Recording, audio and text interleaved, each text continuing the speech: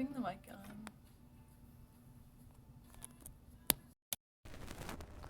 Good morning. Hope you're all doing well today. We got water, we got tea, we're ready for our gratitude list.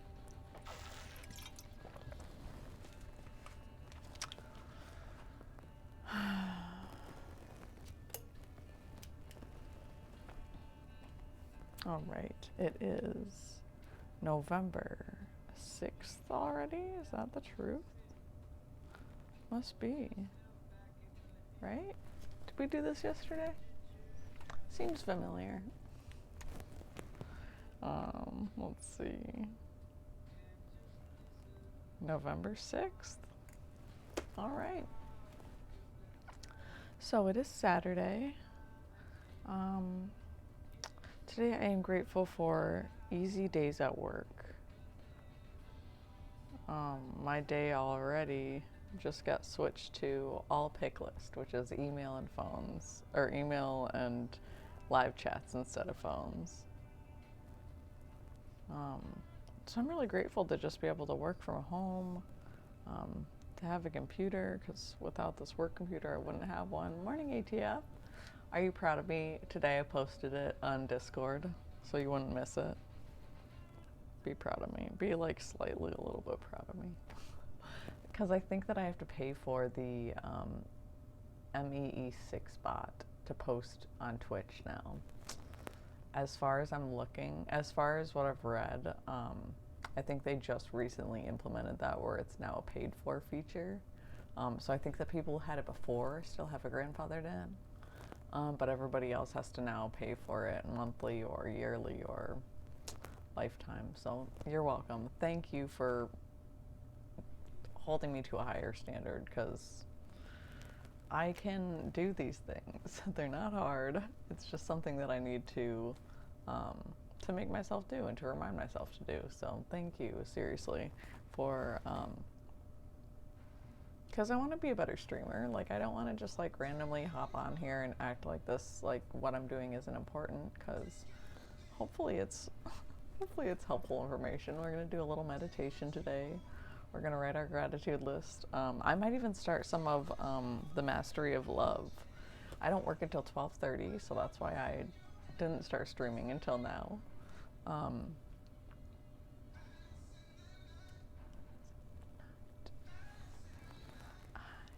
Okay.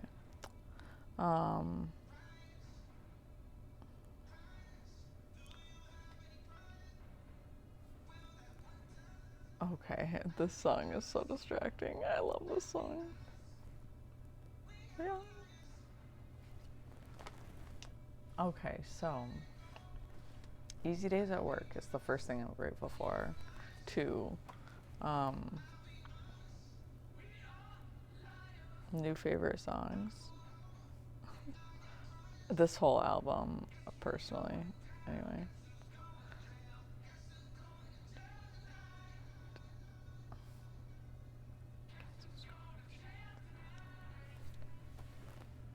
Guess who's going to jail tonight? So I got tea this morning.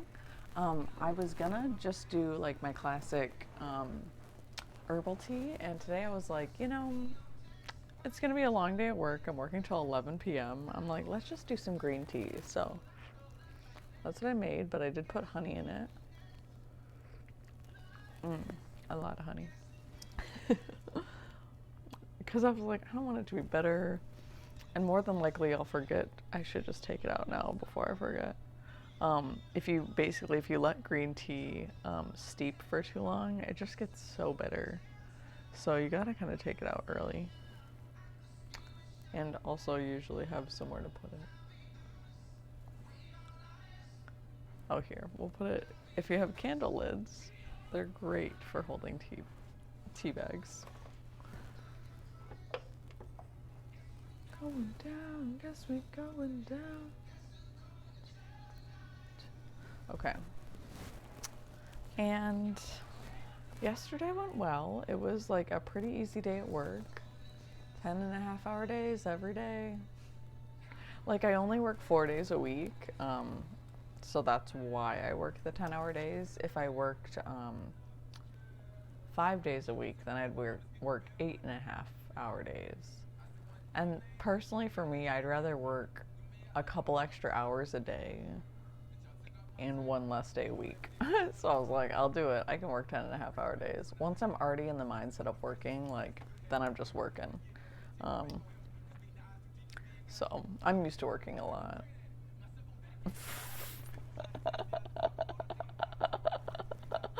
Morning, Freb. Oh my god, flipping hilarious, yo. So funny. Oh my god. ATF, you were here for that, right? The SpongeBob moment. So hilarious. Robots, I tell you. Did I tell you guys I saw a car driving itself? Which, like, I know is like, oh, like, of course. But, like, it was so spooky to me to see it, like, driving on the road with me. Like, basically, I see this car driving along, and all of a sudden they just turn right out of nowhere. Like, no warning, no, like, kind of a turn signal, but, like, right at the last minute. And I'm like, what the heck? Like, what is this person, like, I don't know what my exact thoughts were, but, like, my thoughts were something along the lines of, like, is there even anyone in that car? And then I'm like, then I noticed the, like, camera on the front, and I'm like, oh my god, like, there actually might not be anyone in this car right now. Like, it's 2021. And so I, like, drive up real quick and pull over to the right or to the left. We're on a one-way street, okay? I'm looking into this car and seeing that there's no humans, and it just says, like, self-driving shuttle, and it's kind of driving, like, I mean, it did a good job, but it's just like, humans normally, unless they're super distracted, wouldn't just turn in front of somebody with someone right on their tail. Like, so it just was odd, but then at the same time, maybe they would, I don't know. So, spooky. The future's here, you guys, and it's coming to get us in the form of self-driving vehicles. I hope you guys are all doing well. Oh my god, I have this one song that actually my friend made that starts with the beginning. It's a quote from SpongeBob. Let's play that one.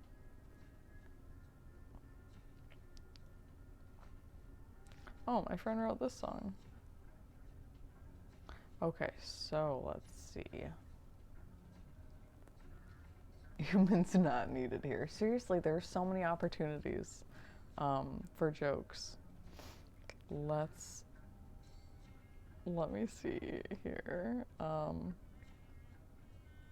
I'm in my recent searches right now because I just went in here to search for that song that I was gonna play you guys, and I just get so distracted because I was trying to find Shredda said he made music, and then it was on Spotify, so I wasn't looking for it. So I have, like, Shredda and, like, my searches, and I'm like, oh my god, that's hilarious. This song, listen. I was wondering if you could play that song again. Which one, man? The one that... Here, did you hear that? Yes, hello. I was wondering if you could play that song again. Which one, man? The one that goes... Hella love in my spirit. If you talking hang, I don't wanna hear it. Nah, don't hit him that hard that quick. Okay, let's reset. Okay, deep. Yeah, his older stuff. I was like, whoa, I gotta hear this. But then he just sent it to me anyway. I was like, oh, thank you. Yeah, hella love in my spirit. If you talking hang, I don't wanna hear it. If I got a hurdle ninja, I'ma clear it. If I get the win, My friend's Sunrise. but I'm great at letting it flow. Get dragged if you don't let it go. They like sunrise, you thrive, and I'm like, yeah, you know. It's young Rod, the sun god. Sharing love and light is my job. I'm still waking up. Can you see through the facade? About to go Danny Phantom in the astral world, chilling on the hammock. Might go to Danny Mars, might go to Phantom. Venus. Either way, I'm about to see another planet. Hella love in my spirit. If you talking down, I don't wanna hear it. First it's in my dreams, now it's right here. First it's in my dreams, now it's right here. Whole tribe reflected, yeah. Futuristic like the Jetsons. Meditate on a daily basis. I don't really got no questions. All I got is gratitude. Peace, love, joy is my attitude. This is 11/02/94. That's how long I've been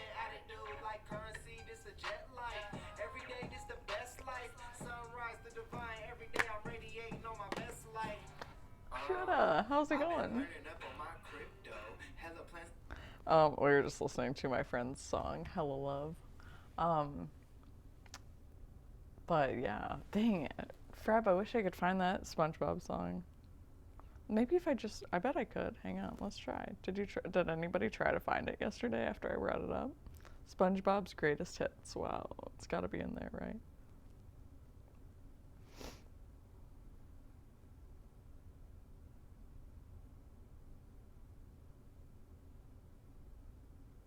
I don't see it. It was the first episode ever with the anchovies. You're joking. You're joking. Hang on. Living in the sunlight. Living in the sunlight. Oh my god, I literally love you so much. Hello, my dear friend. Oh no, an ad. Well, here I am on record at last. And it feels so wonderful to be here with you on my first album. I'm so happy, and lucky me. I just got my way, living every day. Hi, Diamonds. Sorry about the ad. I'll have to somehow. How do I gift you a sub? Can I do that? Can I just mod you?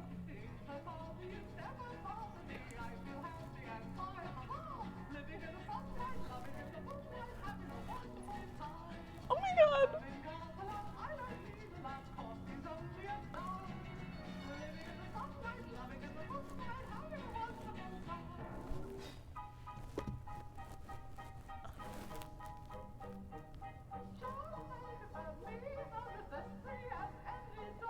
This is so good. You like my pumpkins?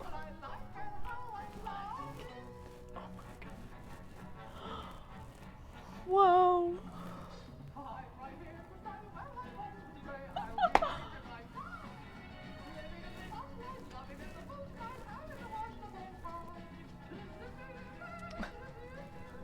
This is so lovely. Yeah, you've heard a bit of the song. I heard it in SpongeBob the first time.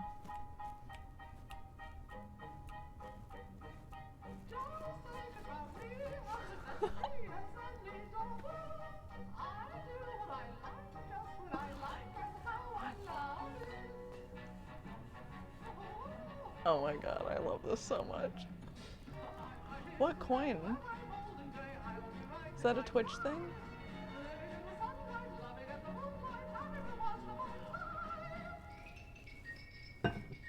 I'm almost to 50 subscribers already, you guys. Oh, I get money from the ads. You can now share your favorite songs with your Alexa contacts. While listening to music, just say, share this song to get started. I can share this music with you guys. Like right from here. I'm gonna just be like, share this song with Diamonds. It'll just send it to you. Love it. I do. I got, I already made like $2.50 from the ads, so it's definitely not nothing. I thought it would be like literally pennies. So I'm like, $2.50. That's like something. I don't know what. A side of rice. A cup of tea. Maybe. Anyway, that was glorious. Freb, glorious, I tell you. I'm adding that to, I don't even know what playlist that should go in. Probably my family playlist. And for the kids, for sure. So I used to be, this is a fun story. For like the last like 4 or 5 years, I was actually, my main job before I started working here at booking.com, working from home, my main job was a spiritual teacher. I was a youth mentor for a spiritual gathering. Thank you. I would love to go out on a date with you. Virtual date. I feel like my hair's a little messy, but curls, you know, they can't look perfect every day. Some people's maybe do, but mine do not. So anyway, But yeah, I totally lost my train of thought. I'm like, where are we going? What are we eating? When is this virtual date? I'm ready. I'm hungry. Um, what was I talking about, you guys? Does anyone remember?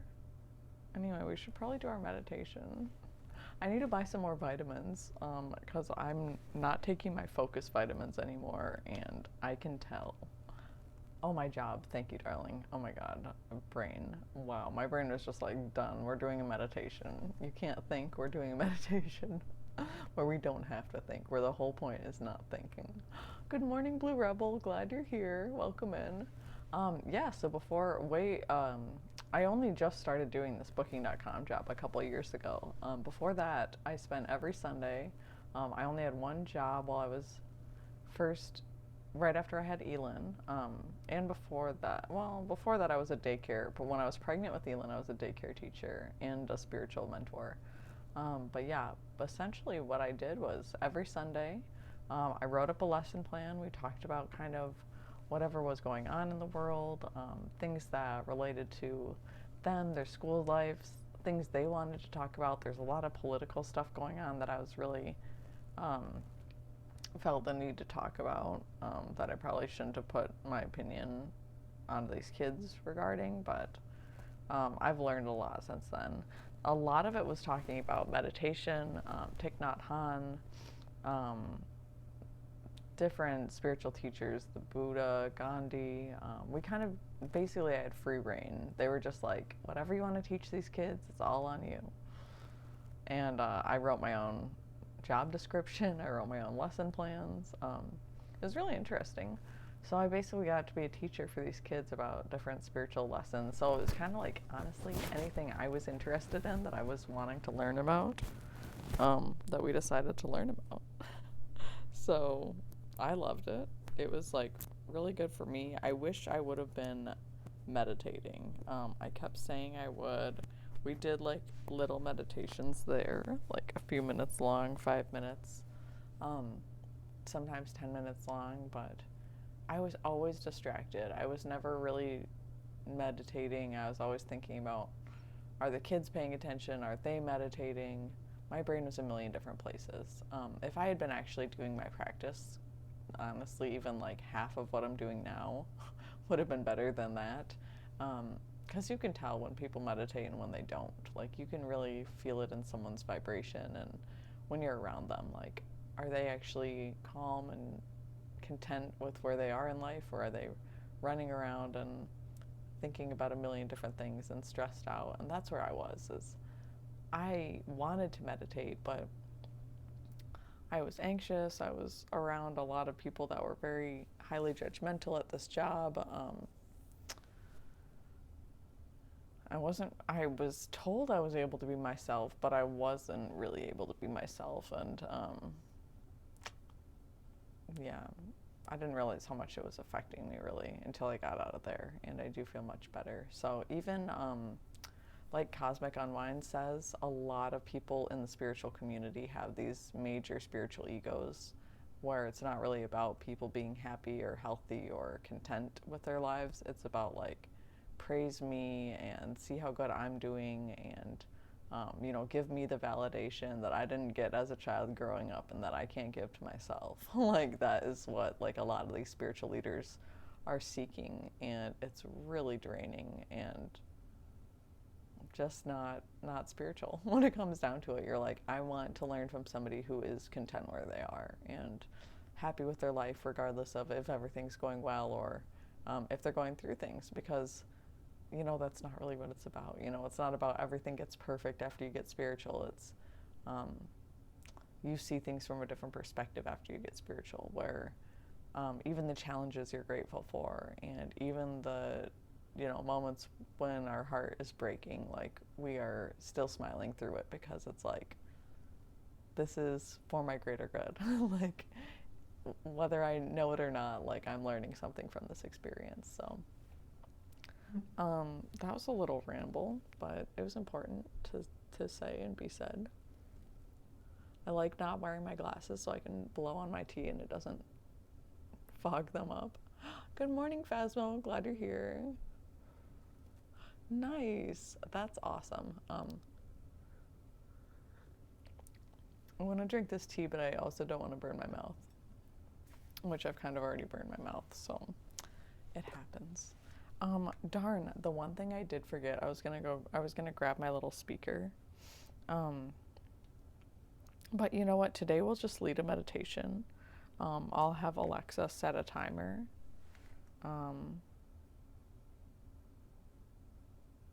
Yeah, and we'll just do like a little short meditation today. So I'll do a little bit of guiding during it, just a couple phrases here and there to kind of bring us back.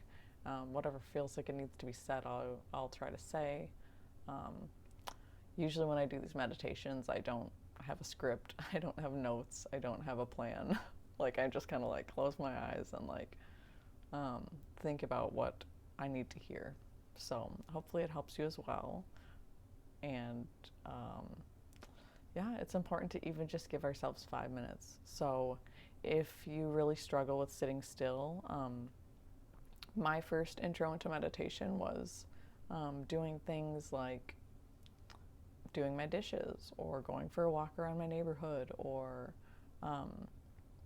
knitting or, you know, whatever your craft hobby thing is. Even if you like paint, you know, paint the little figures for D&D or something like that. Like just some kind of like where your mind can be clear, but your hands can be busy if they need to be.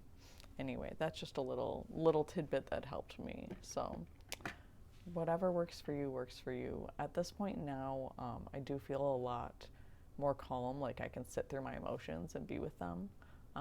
So I just sit here in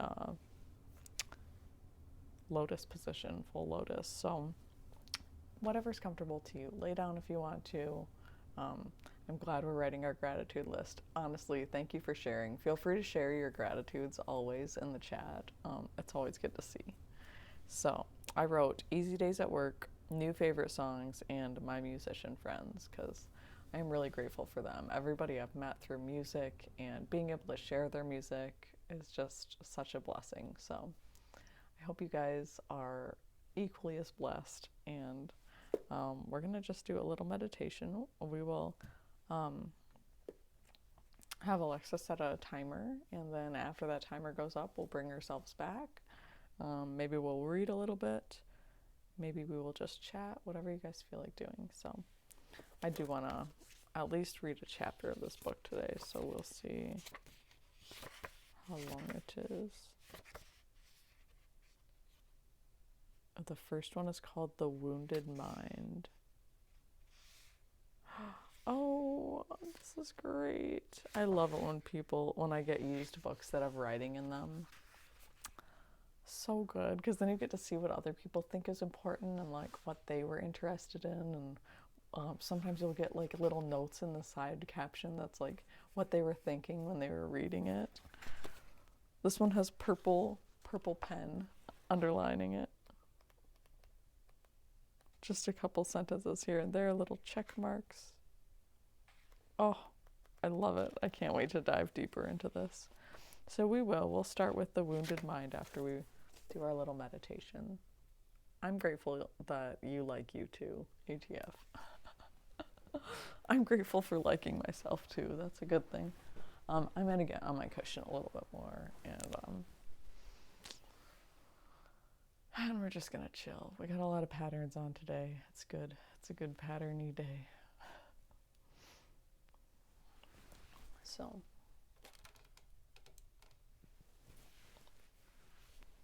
this is just like a little bit low. Doesn't quite want to stay up.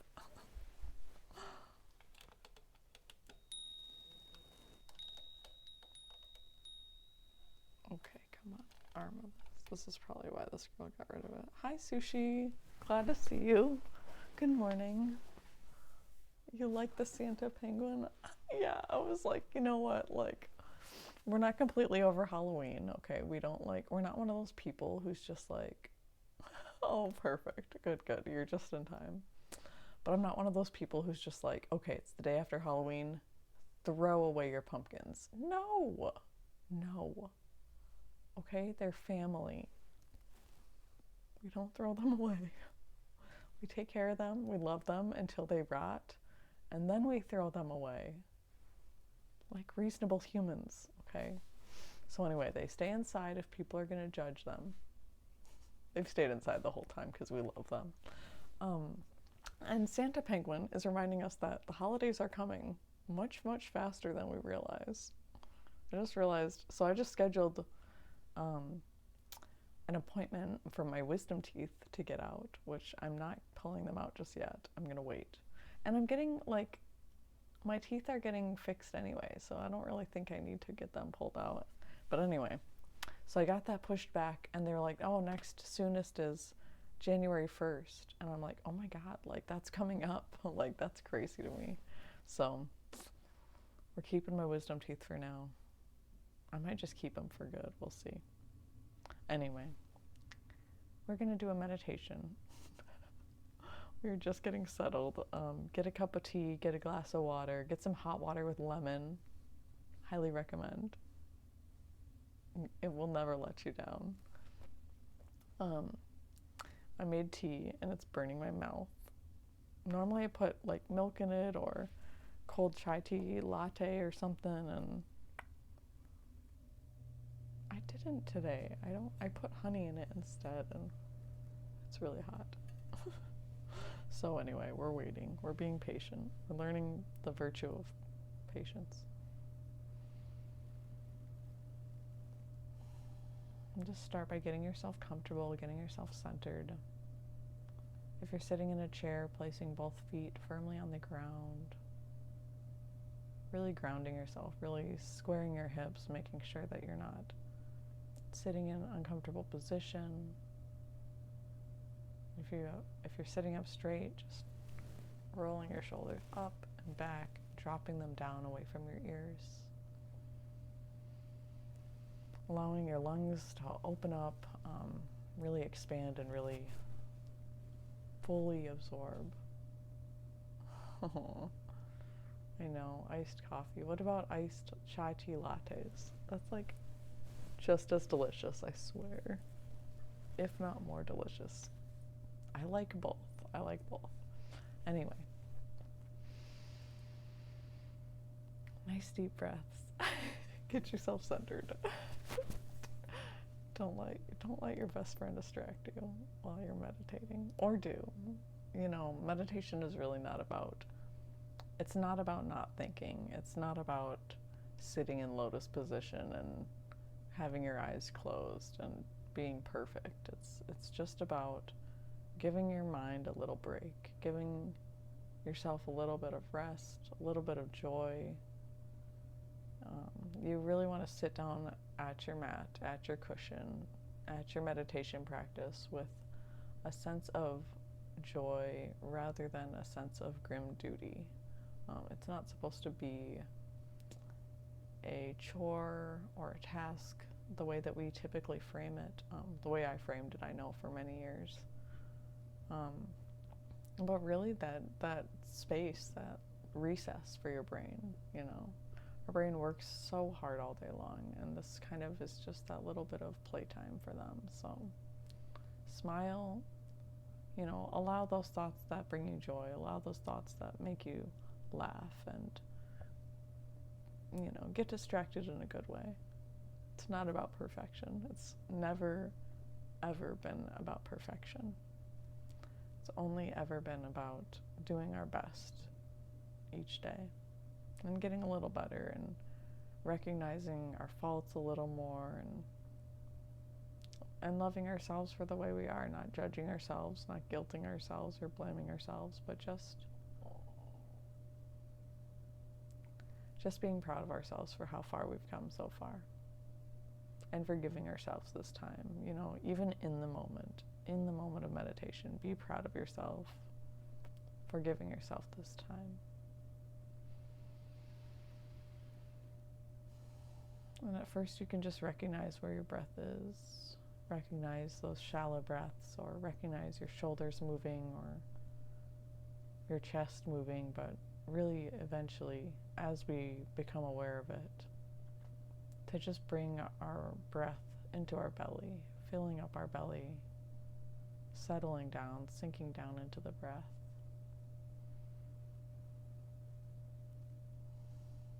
Allowing the breath to anchor us here to this earth. Just breathing. And if your feet are on the ground, just picturing your roots growing from the soles of your feet. Down, down, down through the different layers of the earth and eventually wrapping around the core.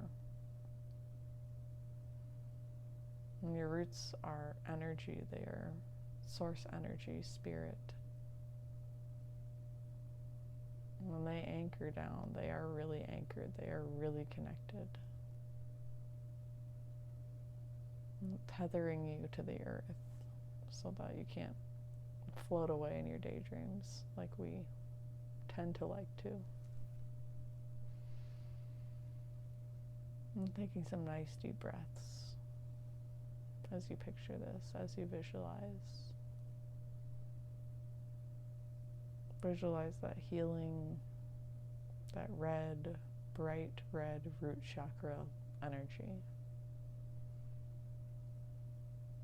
That safety, that sense of security, that sense of belonging here to this earth. Being from this earth, but not of it. And we are always recognizing that we are divine beings of light. But that we do live a life here on this physical plane, and recognizing the divinity in that as well.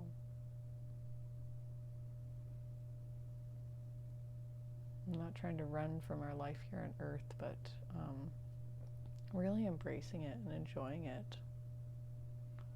Reminding ourselves that, we were here to experience all of the beauty as well as the pain, and the joy as well as the sorrow.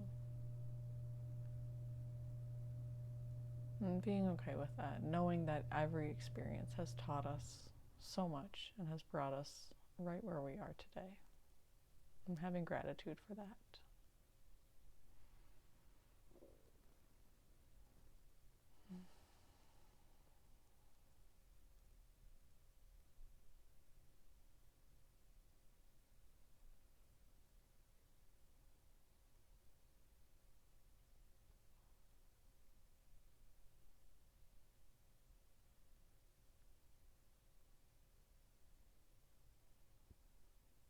Now just focus on your breath as it fills your belly, as your belly expands, and you feel that joy just radiating out from every cell of your being. Just joyful to be breathing, joyful for the sensation, for the ability to have the sensation, for this moment right here. Just gratitude.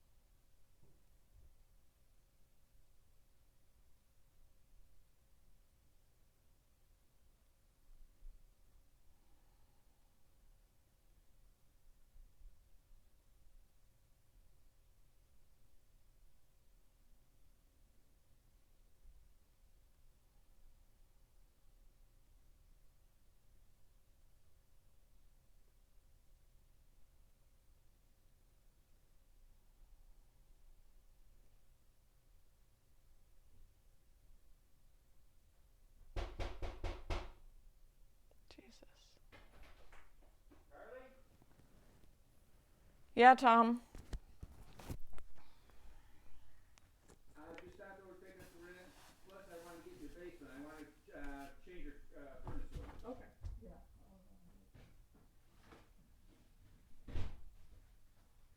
I hate doing that. I never know what to expect to yell somebody's name out. I don't think, I told the neighbors they could put stuff down there. I don't think they have yet, but In the basement? yeah, we'll have a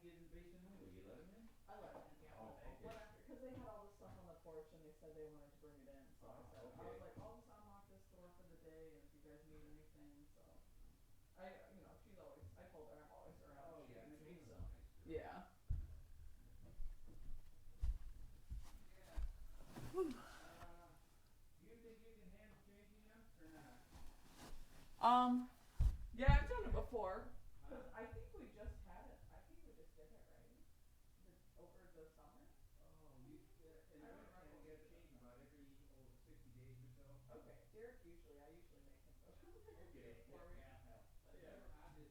I'm just gonna check them, make sure you got enough, cause we're gonna need about a fresh one now and 2 more for the winter season. I was gonna say, I thought there was a couple down there, so yeah, let me know. Okay.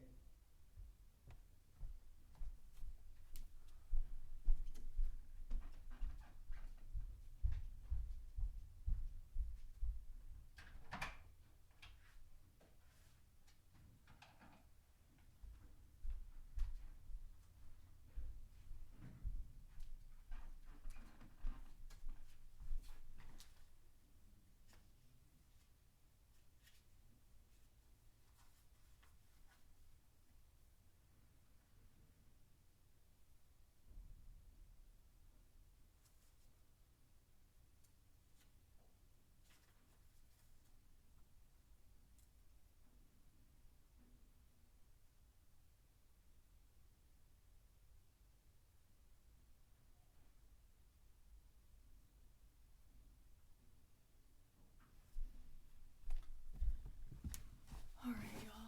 Just gonna write a quick check.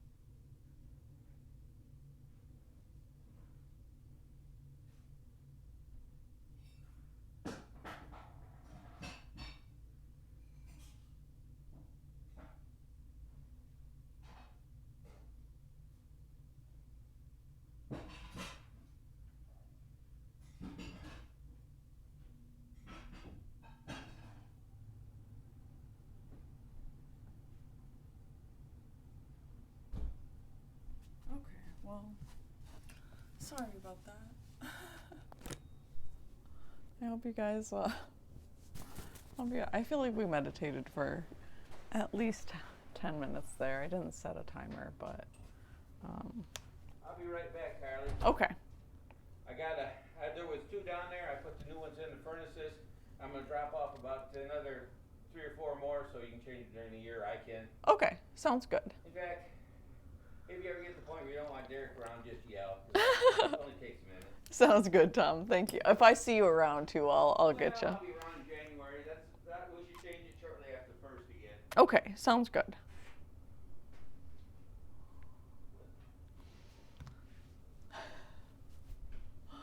I know, y'all. Me too. Ooh.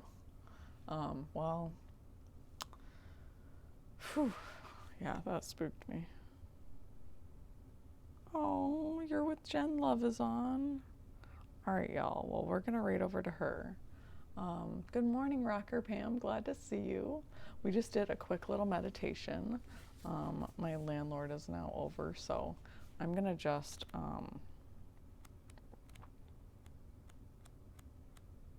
we'll read the first chapter as well. We'll read the Well, we read the Master is. Oh yeah, we just read the Master. That was beautiful. The Wounded Mind. I love you all so much. Thank you. You too, Shredda. You too, all of you. Okay, we're gonna read The Wounded Mind. This is the Mastery of Love. Did I read the Master out loud, or did I just read that to myself, actually? Do you guys remember me reading that? Because I know I read it while I was waiting in the car one day. I was stuck in traffic. Well, I'll read it anyway. The Master. So, from The Mastery of Love. Once upon a time, a master was talking to a crowd of people, and his message was so wonderful that everyone felt touched by his words of love. In the crowd, there was a man who had listened to every word the master said. This man was very humble, and he had a great heart. He was so touched by the master's words that he felt the need to invite the master to his home. When the master finished speaking, the man walked through the crowd, looked into the eyes of the master, and told him, "I know you are very busy, and everyone wants your attention. I know you hardly have time to even listen to my words, but my heart is so open, and I feel so much love for you that I have the need to invite you to my home. I want to prepare the best meal for you. I don't expect that you will accept, but I just had to let you know." The master looked into the man's eyes, and with the most beautiful smile, he said, "Prepare everything. I will be there." Then the master walked away. At these words, the joy in the man's heart was strong. He could hardly wait to serve the master and express his love for him. This would be the most important day of his life. The master was going to be with him. He bought the best food and wine. He found the most beautiful clothes to offer as a gift to the master. Then he ran home to prepare everything to receive the master. He cleaned his entire house, prepared the most wonderful meal, and made the table look beautiful. His heart was full of joy because the master would soon be there. The man was waiting anxiously when someone knocked at the door. Eagerly, he opened the door. But instead of the master, he found an old woman. She looked into his eyes and said, "I am starving. Can you give me a piece of bread?" The man was a little disappointed because it was not the master. But he looked at the woman and said, "Please come into my house." He sat her in the place he had prepared for the master and gave her the food he had made the master. He's coming back in, prepare. But he was anxious and could hardly wait for her to finish eating. The old woman was touched by the generosity of this man. She thanked him and left. The man had barely finished preparing the table for the master again when someone knocked at the door. This time, it was another stranger who had traveled across the desert. The stranger looked into the man's face and said, "I am so thirsty. Could you give me anything to drink?" The man was a little disappointed again because it was not the master. But he invited the stranger into his home, sat him at the place he had prepared for the master. He served him the wine he had intended to serve the master. When the stranger left, the man again prepared everything for the master. Someone knocked at the door again. There. Thanks, Tom. I You should be appreciate good. it. All right. I just oh yeah. Is it right up there? Oh, I actually put it over here by the back door because I figured you'd see it. I'm blind. No, You you're know that good. I'm It should be blind? right on the little counter. Right in front of me? Yep. Oh, it's hard to see. It's gonna hit me if it gets any closer. I tried to make it easy. Thank you, Carly. Thanks, Tom. Have a great day. Oh, yeah. Adam was bitching about parking into the backyard. He said, "I just got through seeding that and taking care of that." I know. I mean, I know, but when there's no room out front, it's so hard to If do. you can't park behind the other car. Okay, yeah.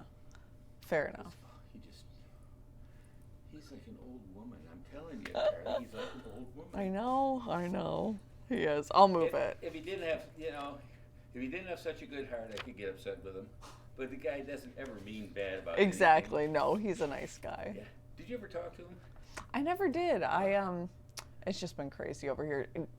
Elan's been sick almost every day this month, so any day I have off ends up being, and even some days when I'm working, Derek's bringing him over here, so it's been crazy. But yeah, with everything that's going around right now, he just had hand, foot, mouth. Now he has some respiratory disease that could be pneumonia or bronchitis. Yeah, so it's been, we've been just back and forth to the doctors, and I know it's this time of year right now, and I knew it was going to happen. Time of year, though. Is he going to preschool? He's going to preschool, and he's in a room where there's bacteria everywhere from every other kid in the preschool. You know it. Everyone licking things and touching things or sneezing, Even just coughing. I think he's the only kid who does this when he coughs. Everyone else is just coughing everywhere. So it's true, but.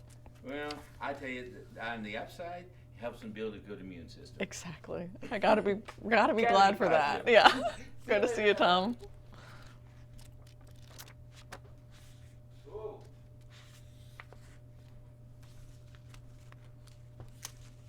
8:10? I thought because the windows weren't getting done that. No, it had nothing to do with windows. Oh, okay. No, in fact, the windows for the brick house that I ordered in August, the first part of August, came in Monday. I thought they were gonna be here soon.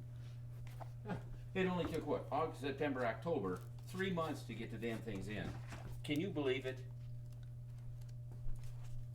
Well, with everything, like I said, all the factories shut down. I mean, they just. And I decided, and I'll tell you what, the quality ain't near what it used to be on them either. I mean, small things that just weren't done on them that should have been done, and you can compensate for it. But geez, I'm hoping that things get better, and the lead time gets shorter. Because I didn't want to order any windows, in September, October, because they're going to come in January or February. Yeah. And we talked about that before. I'm just so frustrated. I know it's just so frustrating, Carly. No, this increase is thank you, the city of Grand Rapids. That's what this is for. Yep. Thank you for raising my property taxes during the coronavirus. Thank you for raising the water and sewer rates and the rate of service charge during the coronavirus, because I know all of my people will appreciate that. Well, and you said that they're supposed to be raising the price of gas too, so the heat's going to be more. Oh yes. I don't know how I'm going to do that. Like I said, I mean, this is my whole paycheck that I just got, so. I know, and I just, I don't know. Is there any place you could get help? Not, I mean, as far as I've seen, the only time you can get help is if you make under $400 a month. Really? Yeah, you have to be which is ridiculously below. That is ridiculous. That's apparently the poverty line. That's foolish. I know, because you couldn't even eat for less than I was making $600 a month before I got this job. So tell me, Derek is giving you some child support. He bought me new tires. For your car? For my car. Oh, good. So that He's was doing something anyway. You know it.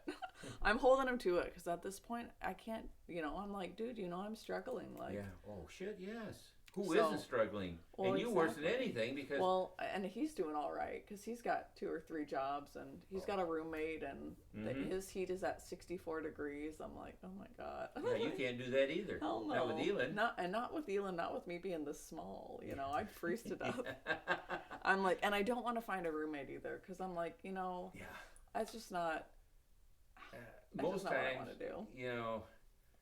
It's hard to get along with somebody when you've been on your own. Yep. I mean, that's the best way to say it. Exactly. And it doesn't mean there's something wrong with them. It's just, you're used to doing things your way, and it's hard to adjust. And having, unless it was a really close friend or somebody, it would just be impossible. Because they'd have to know, okay, Lynn's going to be crazy. He's going to be screaming early in the morning.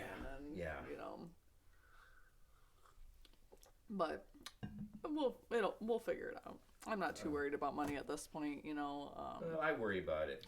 I know. I do. Oh, what about the computer? Did you ever hear about that from your grandson?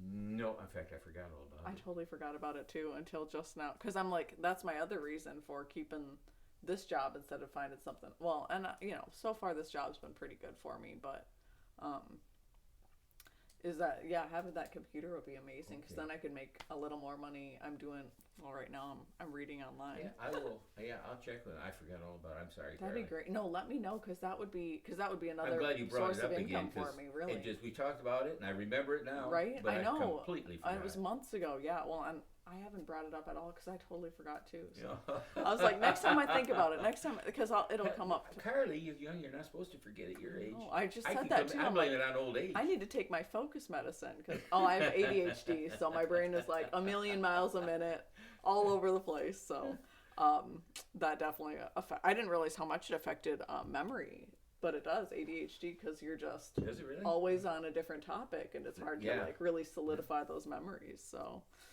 but yeah, that would be great because then I could Yeah, do I will. basically. In fact, it's his wife's birthday today. Oh I'll my see him gosh. today. Well, good. Let me know. Yeah, let me know what he thinks about that. Cause yeah, I basically just need it for, like I'm doing this exercise course online that I'm like showing people this healing. It's qigong, so it's martial art, but it's like good for healing your back Okay. pain and joint pain and all this stuff. So. I'm just kind of doing that online, but it won't work on my work computer because it's not strong enough. It's like Okay. not powerful enough to run it. So Well, let me know. How old is that? Though it's not that it's old, it's just that it won't let me download anything because they have like their work. Basically, it can only have the work stuff on it. They won't give you access. You have to have like administrator Okay. access. So they won't. It basically it's a good computer. It just won't let me do anything because they've got all the protection on it for them. So Gotcha. it makes sense. They don't want us to do anything other than Yeah, work on it. they don't want the thing to have a virus introduced. Exactly. They're like, we don't know. We can't trust you with that kind of power. Yeah, and I tell you what, I just I really avoid doing a lot online just because I don't want to take a chance on a virus. Yeah, yeah. Well, and it's honestly that's why I usually don't do anything unless my computer friends tell me it's okay or not. Like Oh yeah. I'm the same way. I'm like I know I don't know enough Because I don't know to anything not get about myself them. in trouble. Yeah, right. And Yeah. by the time I realized somebody got in there and got into my stuff, it'd be too damn late for me because I wouldn't know it until too late. Exactly. You'd be like, wow, everything's Yeah, nothing's working anymore. Yeah, Yeah, nothing's exactly. working, and my bank account's gone. Oh my God, right? Oh. Well, good. Let me know about that because that would Okay. be really helpful for me. I sure will. Because this guy keeps telling me he's got a computer for me and all this stuff. One of my friends builds computers, but some people are just, they say that and they just never follow through. And I I don't want to bother them too much. So, Yeah. you Well, know this me. one was, oh God, it was updated 2 years ago, I think. Okay. A year and a half ago. You said it wasn't too old. Oh no, the computer itself is probably 5 years old. Okay. Yeah, that's not bad. But oh geez, it had a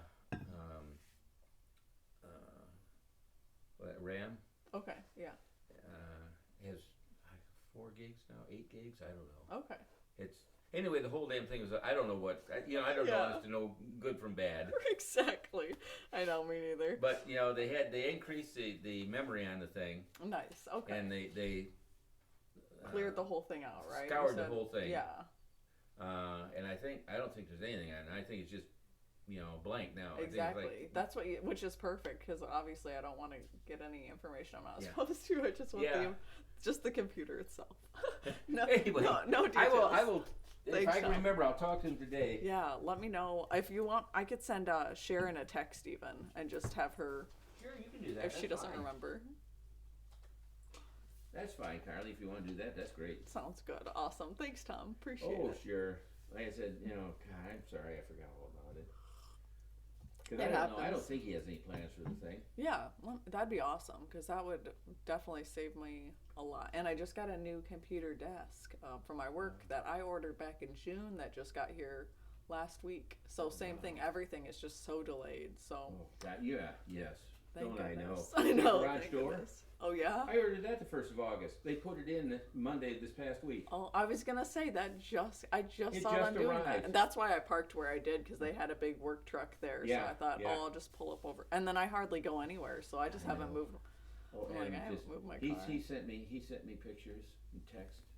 Saying, I took care of all that lawn. Now it's a mess all over again. And she's parking on my new grass. Oh man. Well, someone had already had divots in there, so I was like, well, I'll just park over here. You know, my car doesn't. I hardly drive. I don't drive fast, so I just try and go real gentle so that I don't leave any marks. Because I'm trying to be good at. It's You know, just I like Adam. the grass. It's I like mostly the just yard. Adam, but yeah. if you can park behind the other vehicle, Oh, for sure. he won't. I don't think he's gonna have any complaints. So Okay. I hope. We'll see. I'm telling you, he's been going down all the houses down there now, cleaning up all the front yards. Oh my goodness. He just can't help himself. Just perfect, you know, with the leaves right now and all the debris. Except the dumpster's always full Oh of crap! leaves It's and 12:30. brush. I gotta clock in. I'm Oh. so sorry. It's Oh, 12:30 no problem. already. I'll see you later. See you later, Tom.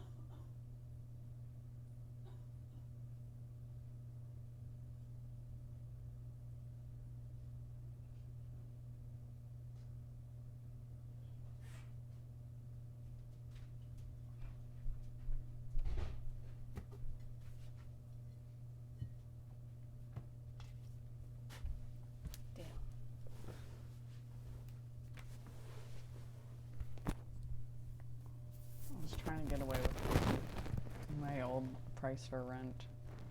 I was hoping he wouldn't look at the check. I should have put it in an envelope. I'm such a dick. Here is my rent. Anyway. Boo.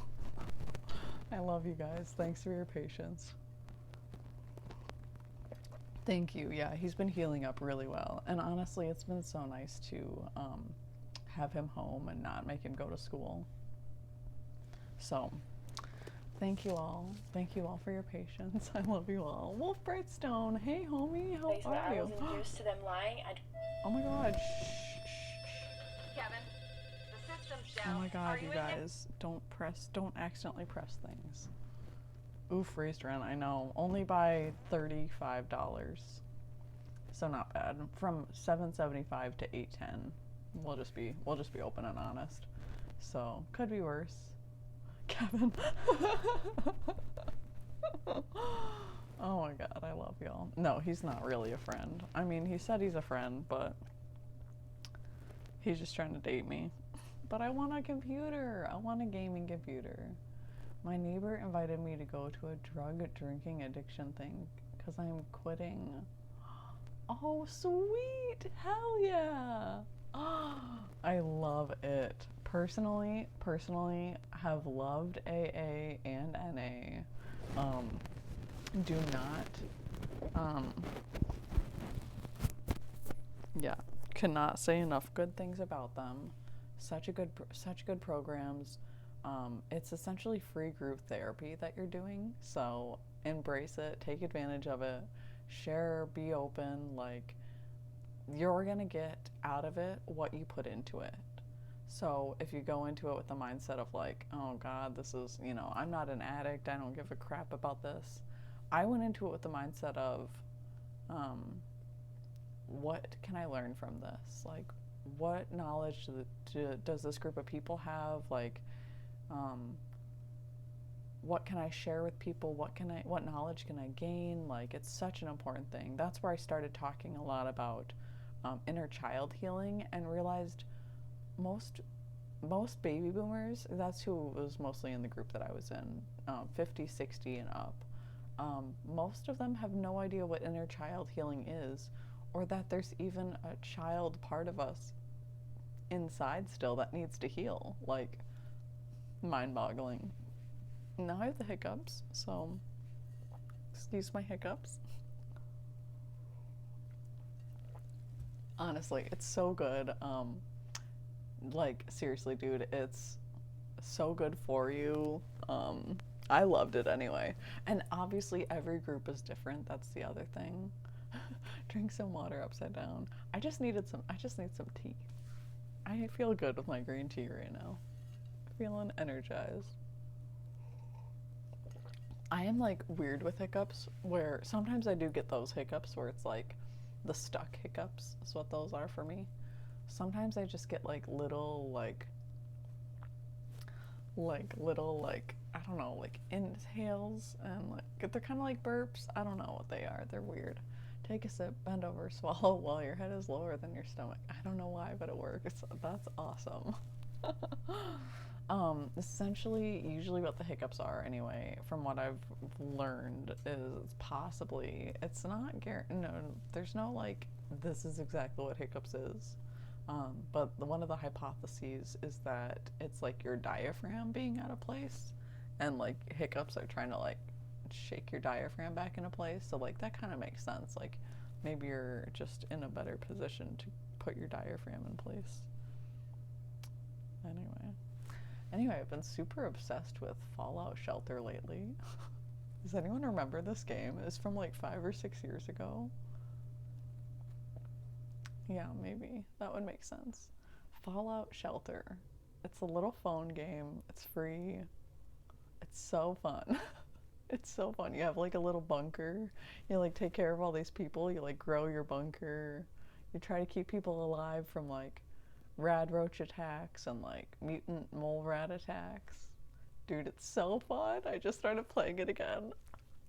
And I'm like already obsessed with it again. I was like, wow. I love this. I thought I wouldn't fall back into a video game so easy, but I love games. This is probably a good reason why I don't have a gaming computer or a gaming system. And raiders, yeah, exactly, all the little raiders. They're so cute. Different kind of raiders. That's kind of what I thought, like, when I first heard raiders here, and I'd forgotten about this game. So now when I hear it, now it all makes sense. I'm like, oh yeah, the little raiders. So it's fun. There's like the mysterious stranger who like appears every so often, pretty frequently, and like gives you money, like random money if you find him in time. It's like a 5-second like Easter egg hunt. I love it. I love that part of it. Center Stars channel, welcome in. Hello, glad to have you. Cheers. We're drinking green tea with honey today. My landlord was just over here and taking up like half of my stream. I was like, come on, Tom, get on with it. You're raising my rent. You're complaining about the same things again. I'm just gonna stop asking about my windows because apparently those are not getting done.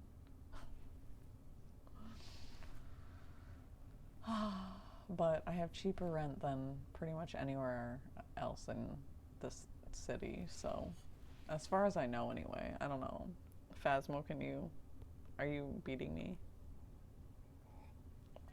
I also could use a roommate. If I had a roommate, then my rent would be half as much as it is. So that's a thing. Nope. Yes. Rent is expensive as heck. This is like literally one paycheck. So that's why I'm doing the other things as well, like why I want to make money on Twitch. Thank you. Wolf Brightstone, I agreed. Yeah, exactly. That's why I'm like put up with it, like why I put up with the crap, because it's like, yeah, you pay $9.50 a month, only heat is included. Yeah, if my heat was included, holy shit, that would be amazing rent for me. My heat is like on a hot day, probably 150. Yeah, $900. Yeah, I'd pay $950 if my heat was included, because my heat is not going to be cheap this year. I'm in the lower half of a house, so like I have the whole first floor of a house. Um, Water is included. For me, water's included and trash is included, and I have like a whole big dumpster out back. I could throw any. I've thrown away chairs and um, all sorts of crazy things. Yeah, so I have water, heat I have to pay for, and gas, and I have a gas stove, um, which is really nice because you can roast marshmallows over it. Like if you guys have a gas stove, um, yeah, this is so where Derek and I used to live was a couple doors down, and we moved over here May before I had Elin, so May of 2018, I think it was. So yes, been here for a few years. We were just a couple doors down, same street, right by Martha's Vineyard. So it's a great neighborhood. It's really cute, and it's just kind of like I said, good rent. So I probably shouldn't have. Anyway.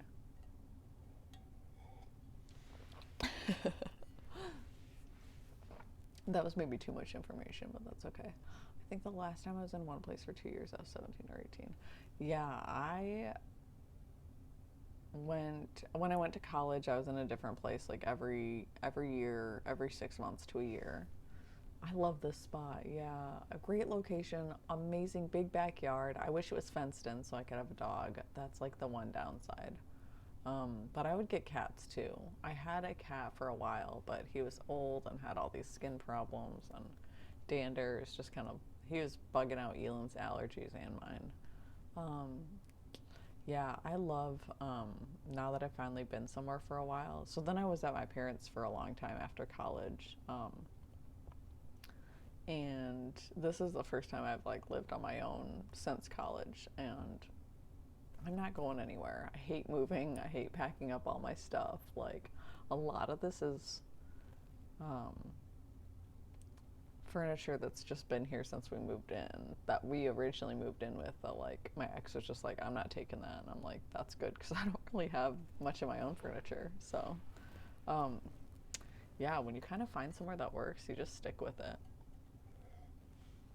There was a couple who lived above us, for 10 years. They lived up there. Like, this rent is such a good price. Oh my god, I know, we moved. I feel like I moved you guys way more than I had moved myself in like years. Like, it was crazy, but I was a really good mover because I had done it so many times, usually by myself. 6 times. Oh my god. Well, how long have you been at this place now? For a while? I don't even know where your new place is. I don't even know. That's the hard thing about moving with partners, is like, if they don't like it, always. I loved hanging out with you guys so much.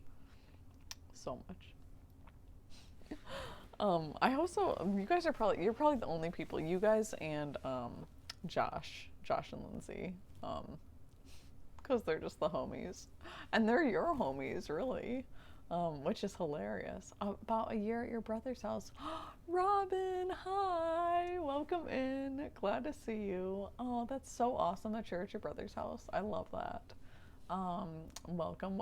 Glad to see you. Glad to have you. Nice. Oh, since you were 10. Oh my god. Yeah, you guys are the homies. I loved going to the baby shower. It was so fun with Elin. I laughed so hard. That was the first time I'd had fun in so long, being there with all you guys. And like him chasing the geese and the ducks. I was laughing so hard. Yeah, you are. Honestly, that's totally makes sense. Like, I lived with my family a lot too, and it's just like exhausting. His family's so great. Oh my god. I'm still friends with all of them on Facebook. I deleted my whole family and just follow his whole family. Like, family you choose. They're amazing. Such amazing humans. So good. So we wrote our gratitude list. We did our meditation. We just talked. His grandma asked about me. Yes, yes, yes, yes, yes. Excited punches. Dude, that's so awesome. I was just saying to someone last night, because someone was like, oh, will you tell my mom this for me? And I'm like, moms love me. Like, I can convince moms of anything. Yes. Moms and grandmas. I relate more to moms and grandmas than I should. I love that. How's your family doing? How's your mom and your grandma doing? I haven't seen them since they fed me the most delicious cheesecake of my life. I took a picture of it. I'll never forget it. I took a bunch of pictures there, actually. Your family is so cute. I love them.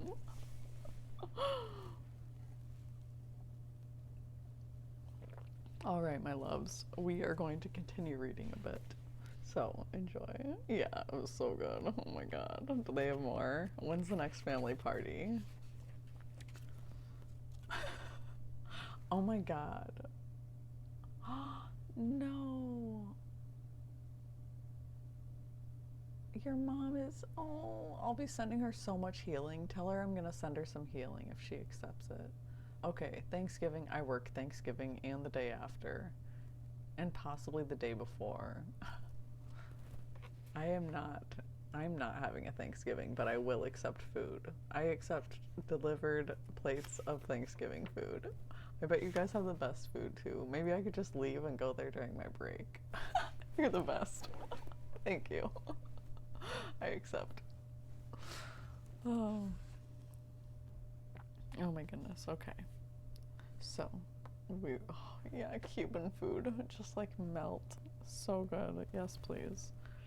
Your family rocks. Okay, so here we were.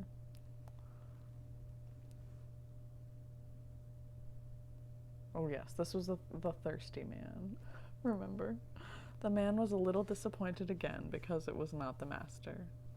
He invited the stranger into his home and sat him in the place he had prepared for his master. Thank you, homie. The true homie. He served the wine he had intended to give the master. When the stranger left, the man again prepared everything. Someone knocked at the door again. When the man opened the door, there stood a child. The child looked up at the man and said, I am freezing. Could you give me a blanket to cover my body?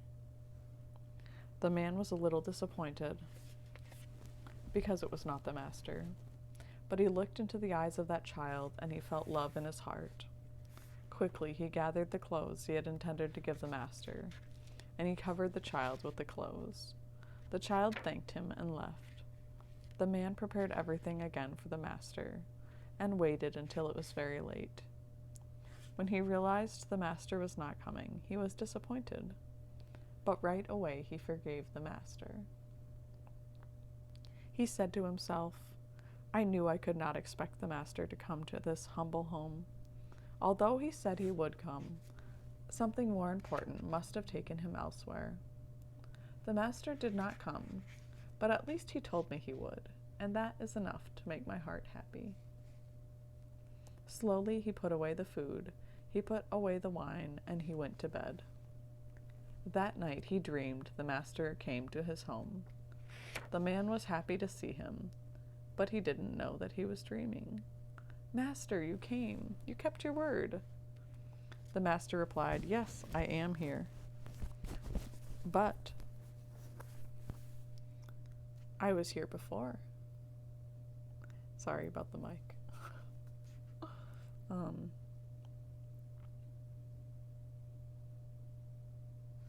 I was hungry, and you fulfilled my need for food.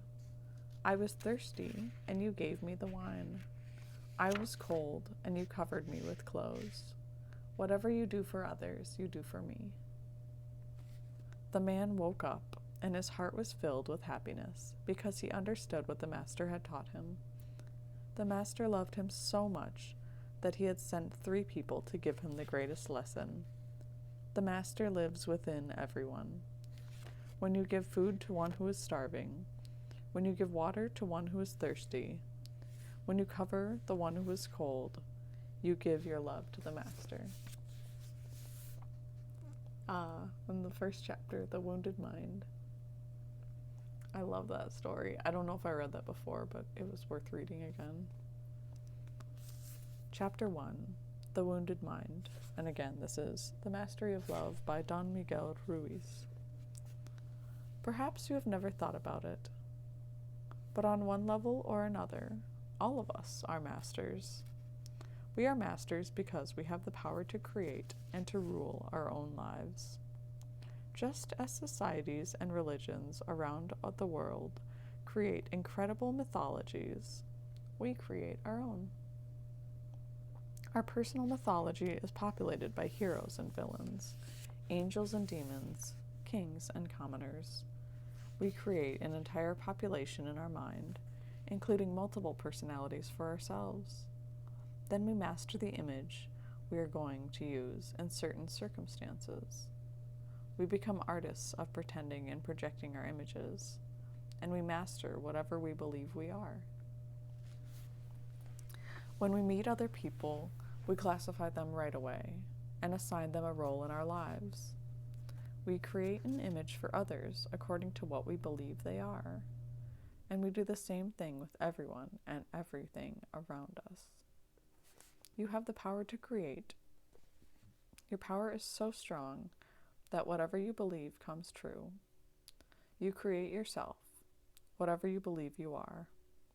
You are the way you are because that is what you believe about yourself. You are a whole reality. Everything you believe is your creation. You have the same power as any other human in the world.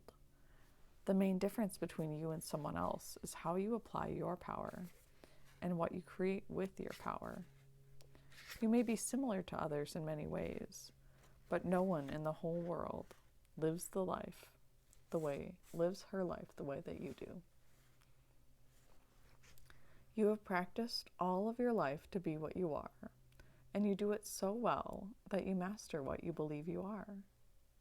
You master your own personality, your own beliefs. You master every action, every reaction.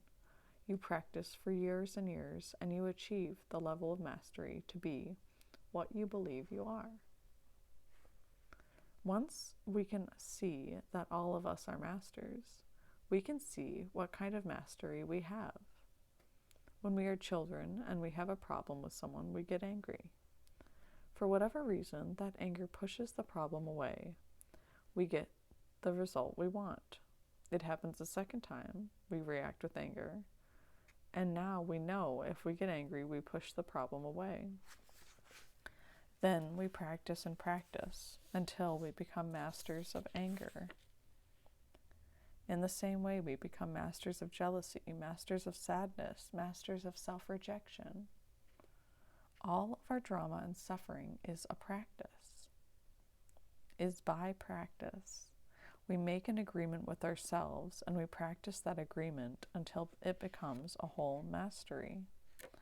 The way we think, the way we feel, and the way we act become so routine that we no longer need to put our attention on what we are doing. It is just by action-reaction that we behave a certain way. To become masters of love, we have to practice love. The art of relationship is also a whole mastery, and the only way to reach mastery is with practice. To master a relationship is therefore about action. It is not about concepts or attaining knowledge. It is about action. Of course, to have action, we need to have some knowledge, or at least a little more awareness of the way humans operate. I want you to imagine that you live on a planet where everyone has a skin disease.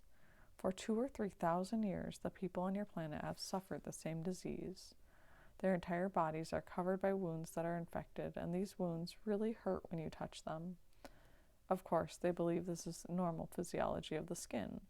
Even the medical books describe this disease as a normal condition.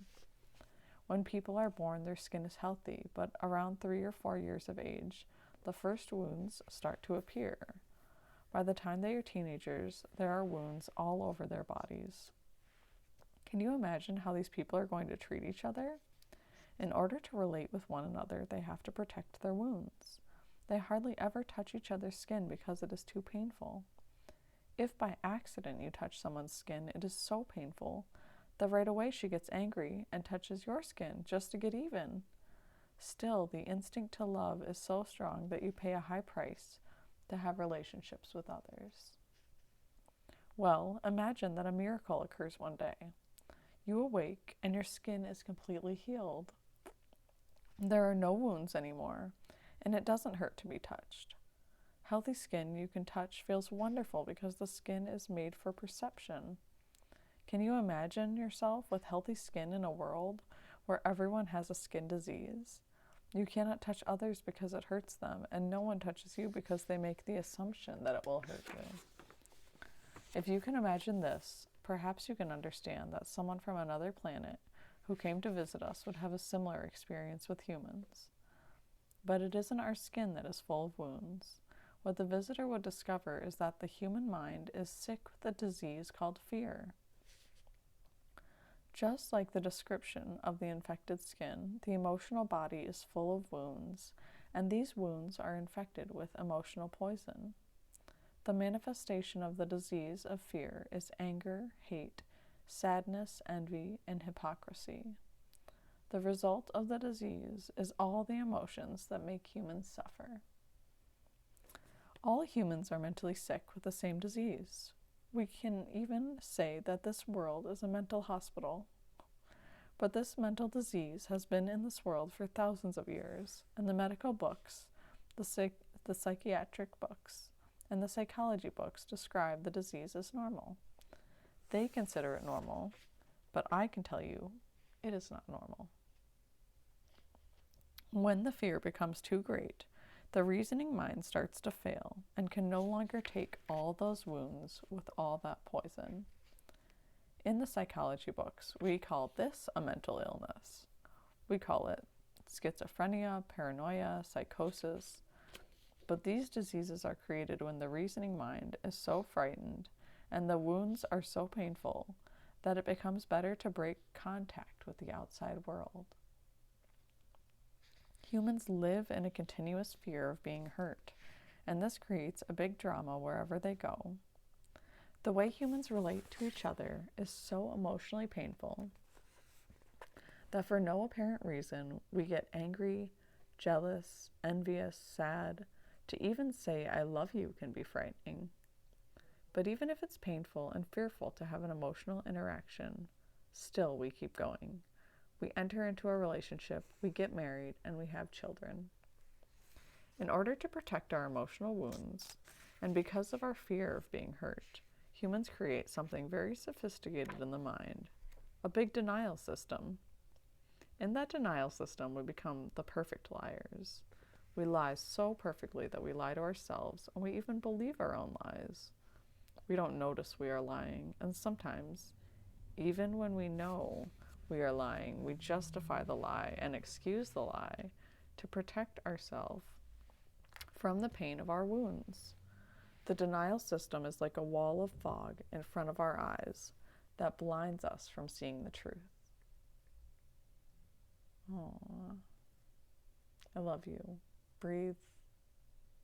We hold space for you. Remembering, becoming aware of it is the first step to moving forward and to finding freedom in our life.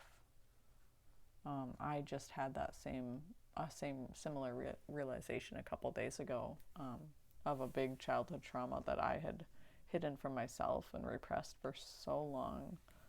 And instead of being like afraid of it, like we don't have to relive it, but just understanding that it happened and it got us to where we are today, and then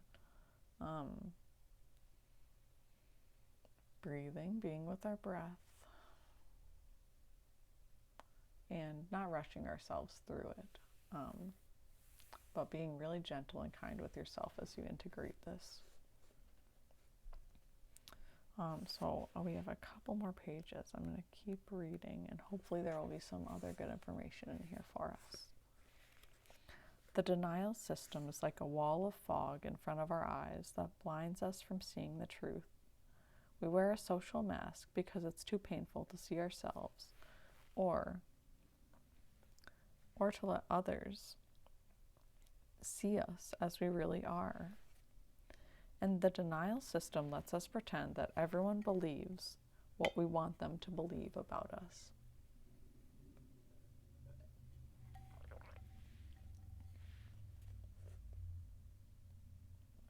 We put up these barriers for protection to keep other people away, but those barriers also keep us inside, restricting our freedom. Hopefully you guys can hear okay with the mic. Humans cover themselves and protect themselves, and when someone says, "You are pushing my buttons," it is not exactly true. What is true is that you are touching a wound in their mind, and they react because it hurts. When you are aware that everyone around you has emotional wounds with emotional poison, you can easily understand the relationship of humans in what the Toltecs call the dream of hell.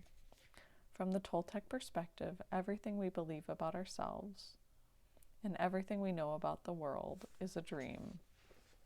If you look at any religious description of hell, it is the same as human society, the way we dream. Hell is a place of suffering, a place of fear, a place of war and violence, a place of judgment and no justice, a place of punishment that never ends.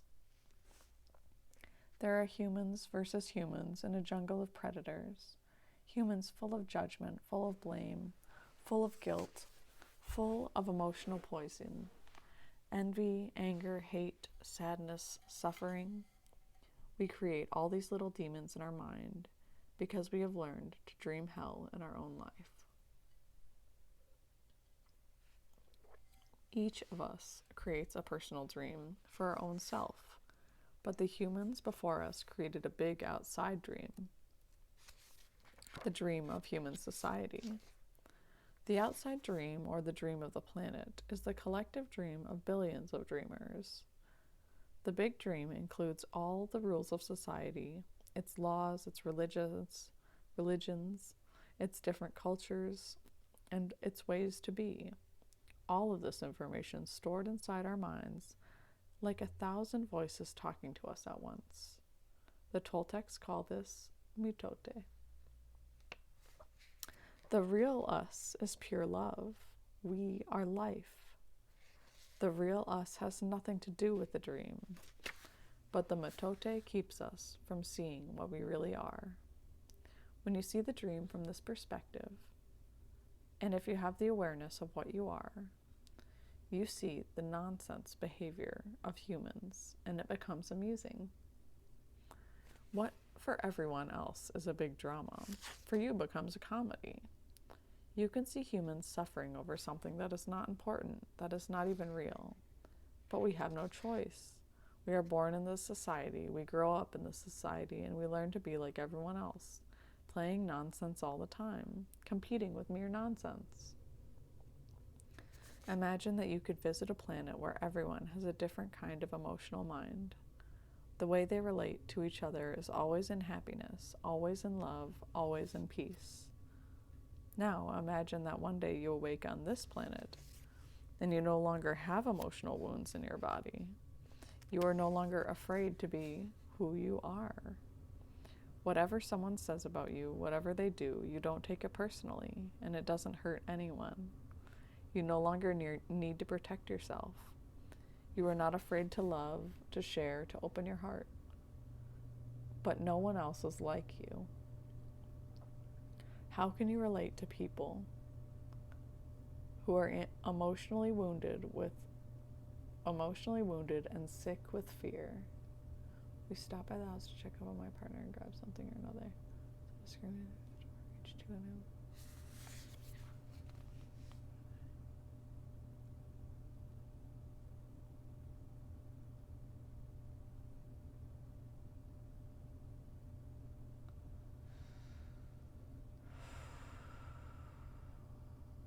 Oh, center stars.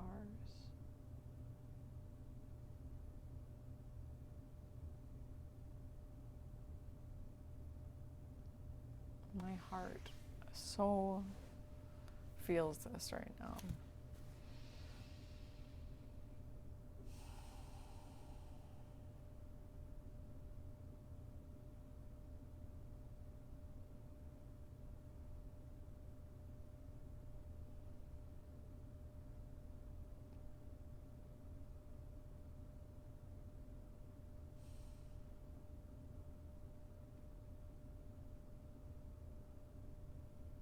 Everything that you're feeling is completely valid. You don't have to push away your feelings or hide this memory from yourself. You also don't have to feel any guilt or shame about this memory.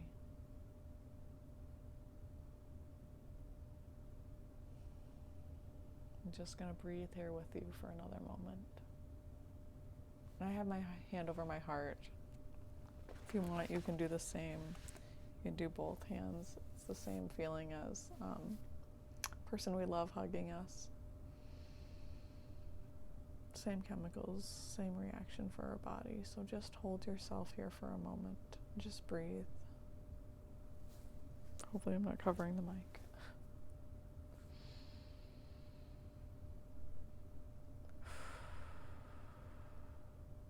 I'm so sorry you experienced that.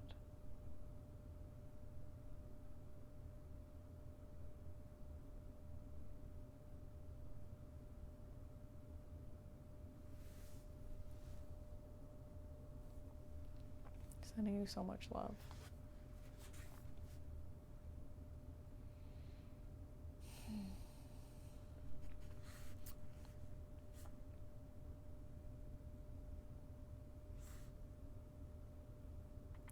When a human is born, the emotional mind, the emotional body is completely healthy. Maybe around 3 or 4 years of age, the first wounds in the emotional body start to appear and get infected with emotional poison. But if you observe children who are 2 or 3 years old, if you see how they behave, they are playing all the time. You see them laughing all the time. Their imagination is so powerful. And the way they dream is an adventure of exploration. When something is wrong, they react and defend themselves. But then they just let go and turn their attention to the moment again, to play again, to explore and have fun again. They are living in the moment.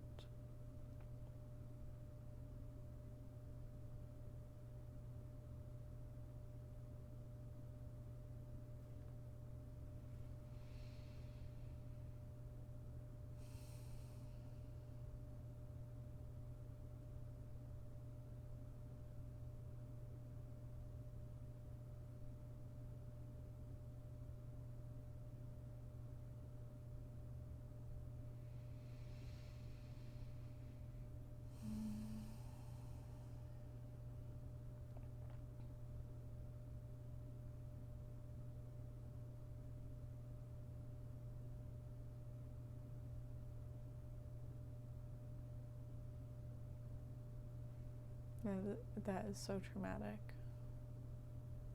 I'm so glad that you are still there for your kids, though. I mean, as much as in those moments we want to do something, we have to know that hopefully the universe will do something. Hopefully karma will take care of that, and we can, you know, continue to do the things we need to do as well.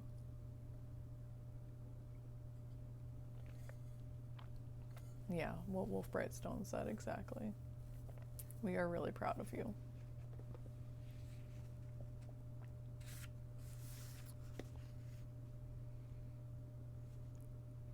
They are living in the moment. They are not ashamed of the past.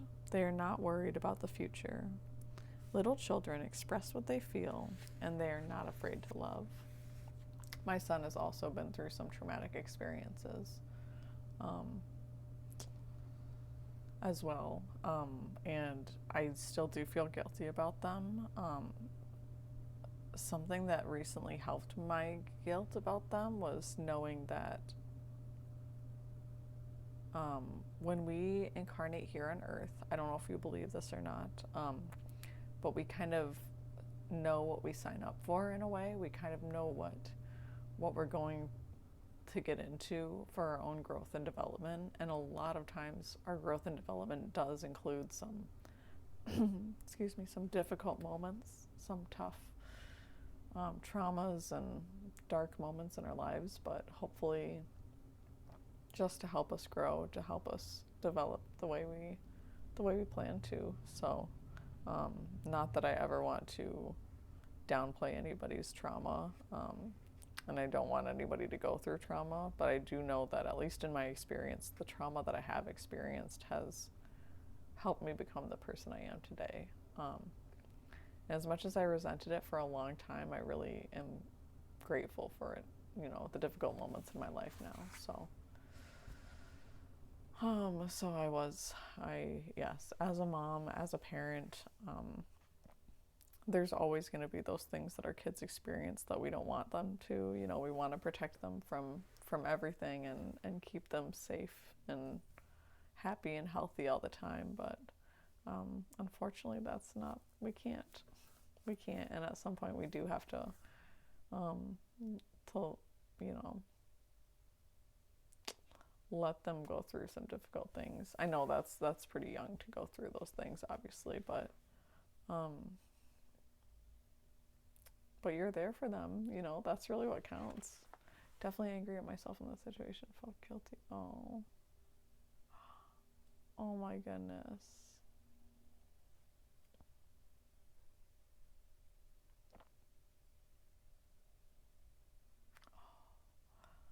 Oh my gosh, I can totally relate to that too. I'm definitely not one to take time off from parenting or give myself time for myself.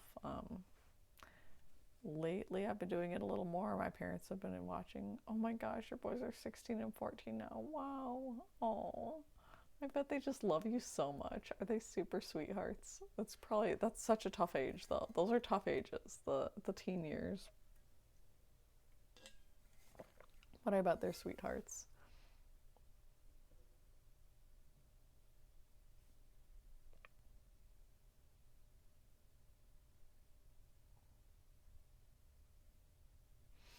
Mm-mm.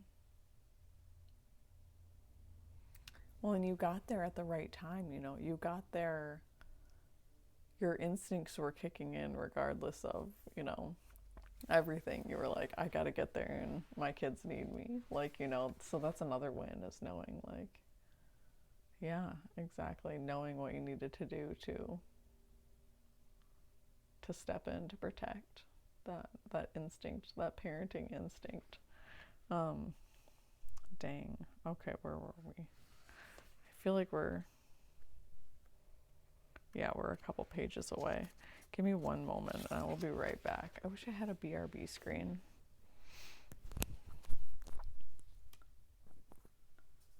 Alexa, shuffle meditation playlist on Spotify. Shuffling This Is Meditation music from Spotify.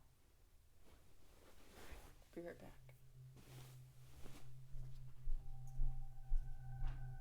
Alexa, skip.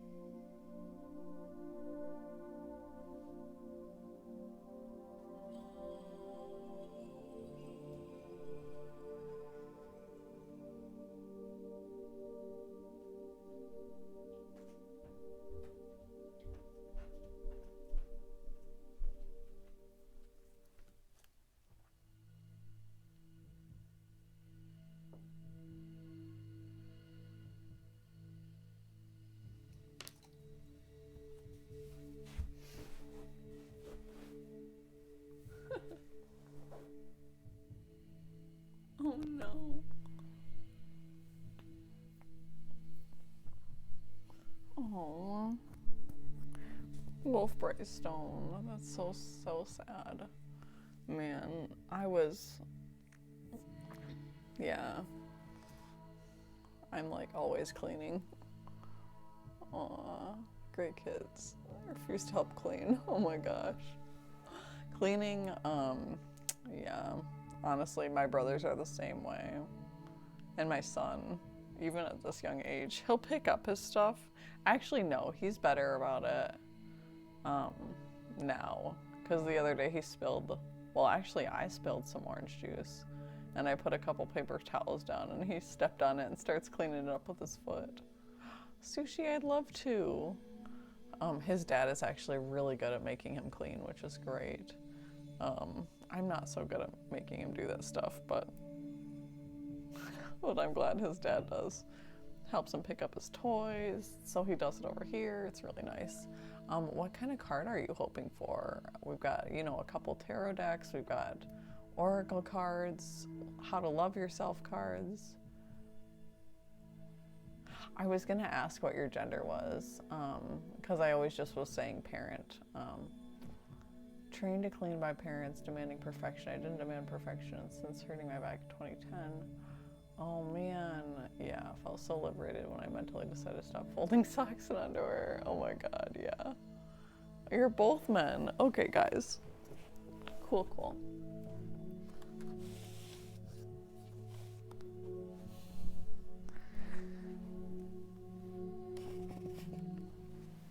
Okay. So we've got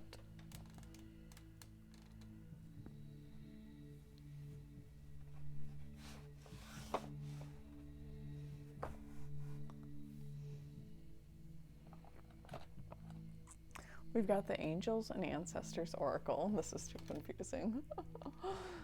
Angels and Ancestors Oracle deck, or the Starseed Oracle deck. Yeah, I have I buy all the same type of sock, so then I just can wear, they're all different colors usually. Well, I don't know, I'm actually really good at keeping socks together. Alright, I'm feeling the Angels and Ancestors Oracle today. For Oracle, I don't think anybody reads reversed. I don't know, maybe some people do. I'm sure some people do. Career and love life is your concern. That's fair. That is fair. Have you been into Cosmic Unwinds Tarot? You should go in there. Cosmic_Unwind. He's on my recommended channel list. He's at the top of the list. It's like basically my aspiration for what I want my channel to be. He basically just channels source, spirit, God, Gaia, however you want to call it, and gives people messages about their life, their past.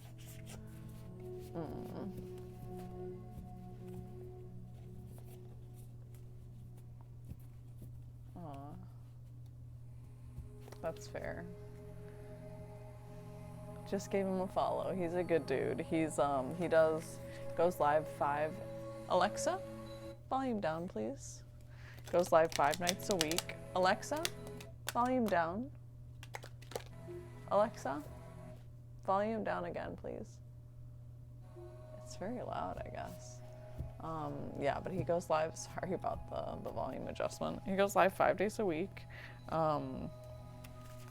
Just a super, super cool dude. Alright, Angels and Ancestors for Sushi Monster. Career and love life. How many cards? Alexa trying to jam out. I know, right, ATF? She heard me.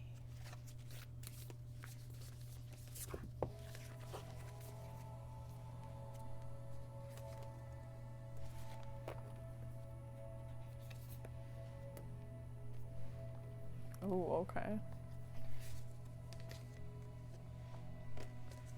All right, all right. You ready for this? Hey, Shredda. We just did some reading. We were just reading The Mastery of Love. And we're taking a quick pause because Sushi wanted a couple cards. When I came to high school, I basically left day one because, again, no one had any control over me. Oh, yeah.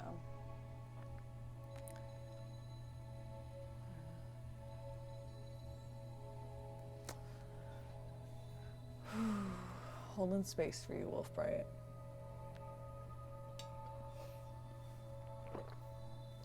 Center Stars, it literally did hear me. And I totally just spilled on my tea. So lovely. Super pleasant. Okay. So, Oracle cards. My guides told me 3, so I pulled 3. The first 2 came out together. Stargazer, set your sights higher. This is kind of what I was feeling with you originally. When I pulled these cards as well, that was the other thing that I was like, I think you need to come into Cosmic's stream. It's kind of that place for people who are ready to advance. If you've seen The Matrix, it's basically people who are ready to red pill themselves, ready to wake up to a greater calling, to, ooh, that sounds great, to a bigger way of living, a way of loving themselves and shifting this, you know, planet's consciousness for the better. The next card that came out with that one, they came out together. Elder, move beyond ancestral patterns. Love that card. The Aboriginal art on there is gorgeous. And then the next one, Lady, enjoy growth and reap rewards. So that's a pretty positive omen for career. Bye, have a great meeting, Wolf Brightstone. Yeah, we love you. Have a great one. We hold space for you to be and feel and do whatever you need to do. Hope the meeting goes very well. So I'm going to read these in order. In the order they came out.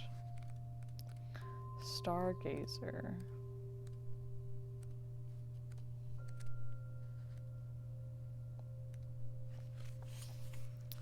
Go beyond your limitations and believe that the impossible is possible. Aloha Honey Farm. I love that, Center Stars. I love honey and Hawaii and tea. I'm in.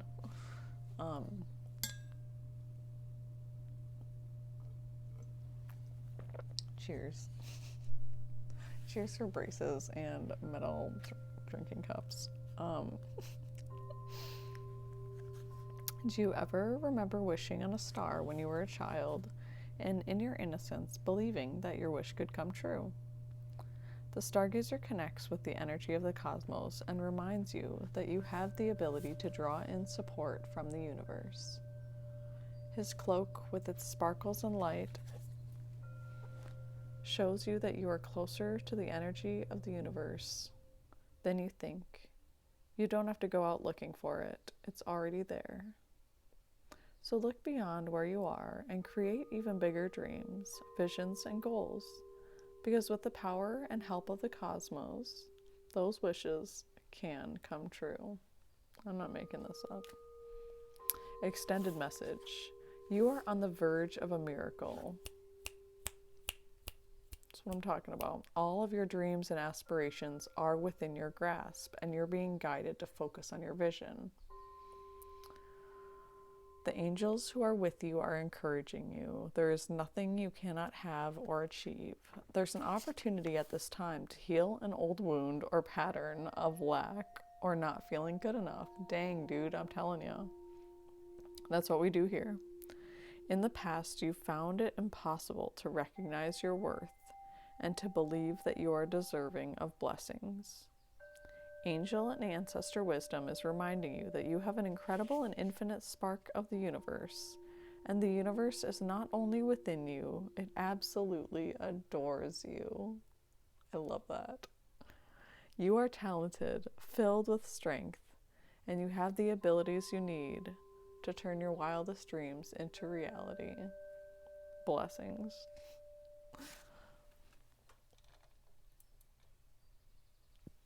I love that. Okay. Boom. So there's that. So jump into Cosmic Unwind Stream. It's going to be very, very beneficial to your growth, to healing this wound, to stepping into your abundance. Oh, I'm so glad. Okay, here we go. Elder is the next one. I have so much. I see so many good things for you, and I'm definitely feeling this. Thank you for doing this, Center Stars. I appreciate you. But I'm definitely feeling that abundance is on its way to you. It's just a matter of healing that past, that, whether it be financial PTSD or some kind of block around money, believing it's evil, believing it's hard to come by, believing we have to work hard to get it, like healing that wound and stepping into, thank you, Center Stars, just got it, stepping into your full power and reminding yourself that the universe loves you so much, like it wants to provide you with this abundance. Elder, move beyond ancestral patterns.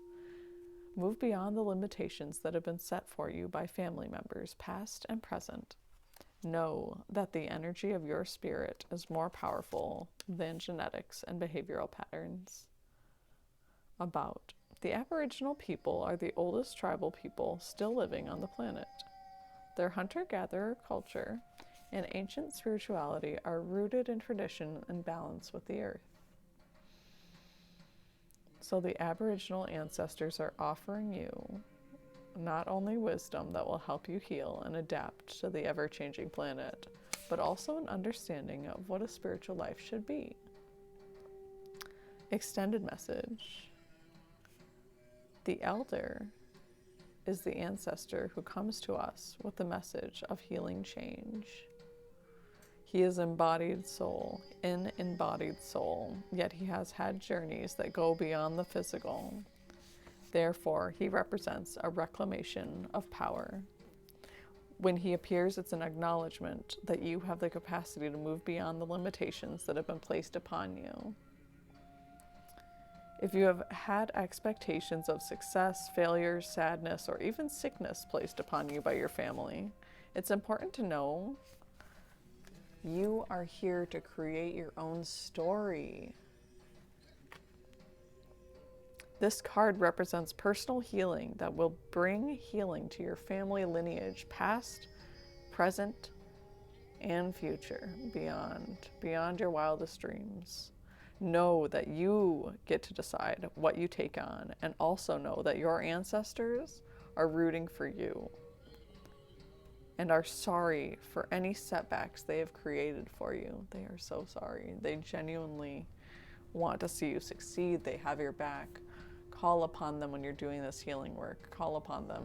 Ancestors who are there for my highest and greatest good, please surround me. Please uplift me. Please help get me through this difficult moment. Say it like a prayer. Mean it. They're with you. Those tingles you feel on your back, the goosebumps you get randomly throughout the day, that's your ancestors communicating with you in whatever way they know how. If you're doing an ancestor calling, or if you're just kind of sitting there and you hear creaks and like, sometimes I'll hear like literal like people's bones popping, like it sounds like someone's knee, like someone stood up and their knees popping. I literally will hear that in my house, and I was all freaked out by it. But I just did this spirit guides meditation, and it's literally our spirit guides. It's actually our ancestors there. Their bones are popping. They're excited to be here with us. So call on them to support you, to help you through this. Regardless of, even if it's illness and stuff that like your family's like, oh, we have this genetic disease, this illness, whatever.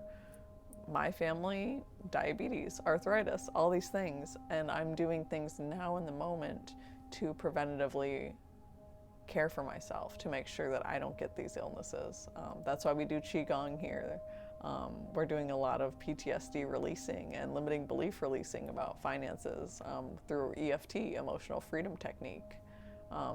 Different Qigong, we do foot massage and reflexology, facial massage. All of these things are helping our immune system. They're helping us heal. They're helping bring calm, centered energy to our body. Like they're actually helping us rewire our brain and heal our body. A lot of our trauma gets stored in our muscles, so we actually need to do these physical moving activities in order to actually heal a lot of this trauma. Talk therapy is great, but it can only get us so far. When these memories are actually stored in the muscle systems through the adrenaline that's released, cortisol, all of these, this slew of chemical cocktail that's essentially released every time we have a, traumatic experience, even like watching someone get into a car accident. I talked about this yesterday, or getting stressed out because of something your boss said, or like if your company has to fire a bunch of people and you don't know who's going to get fired and you have to work there for 6 months waiting to find out who's going to get fired. I don't know what company would do that. It's nothing I've experienced personally, but I can imagine how stressful that would be, and traumatic. Long-term trauma, sustained trauma, where you're just working your butt off hoping you don't get fired. Like, ridiculous. Moving on. We're not there anymore. But how quickly our minds can take us back there, how quickly those same emotions and responses happen when we remember these things. So take care of yourself, be really kind through these moments, but also know how powerful you are. Oh my God, I love it. There's also a really great tea company that I shop for on Etsy called Witchwood, WITCHWOOD, Witchwood Tea House. I love you too. I've got one more card for you too. But their teas, I get like a full bag of tea for $4. Super good prices, all organic. I'm really strict about organic because my body has been through a lot of health things recently, a lot throughout my life. Sustained trauma and chronic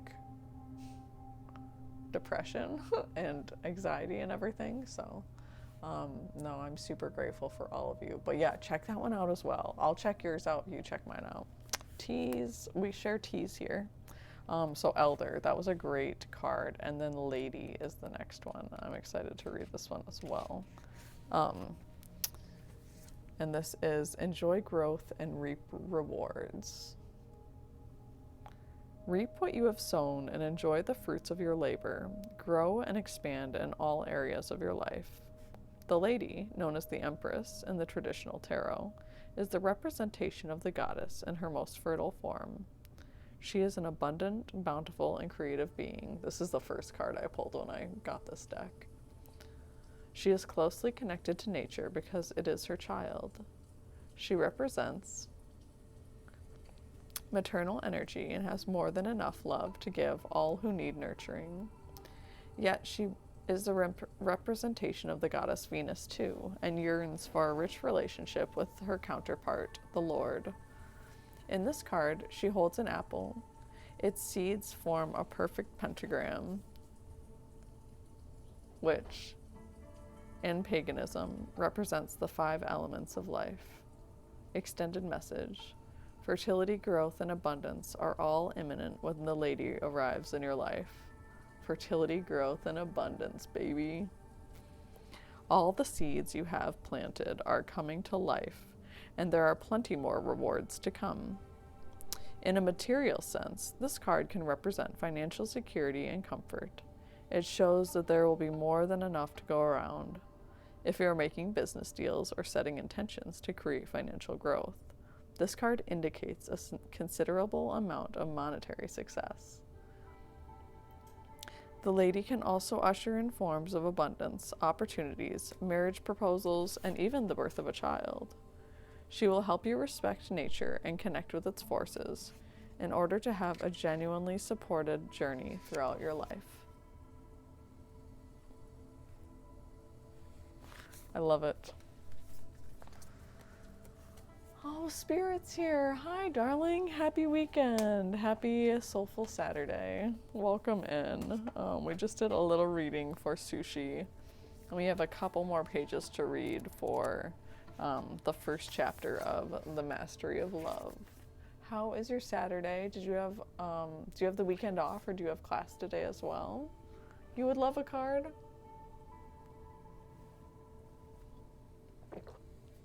For sure. We can do a card.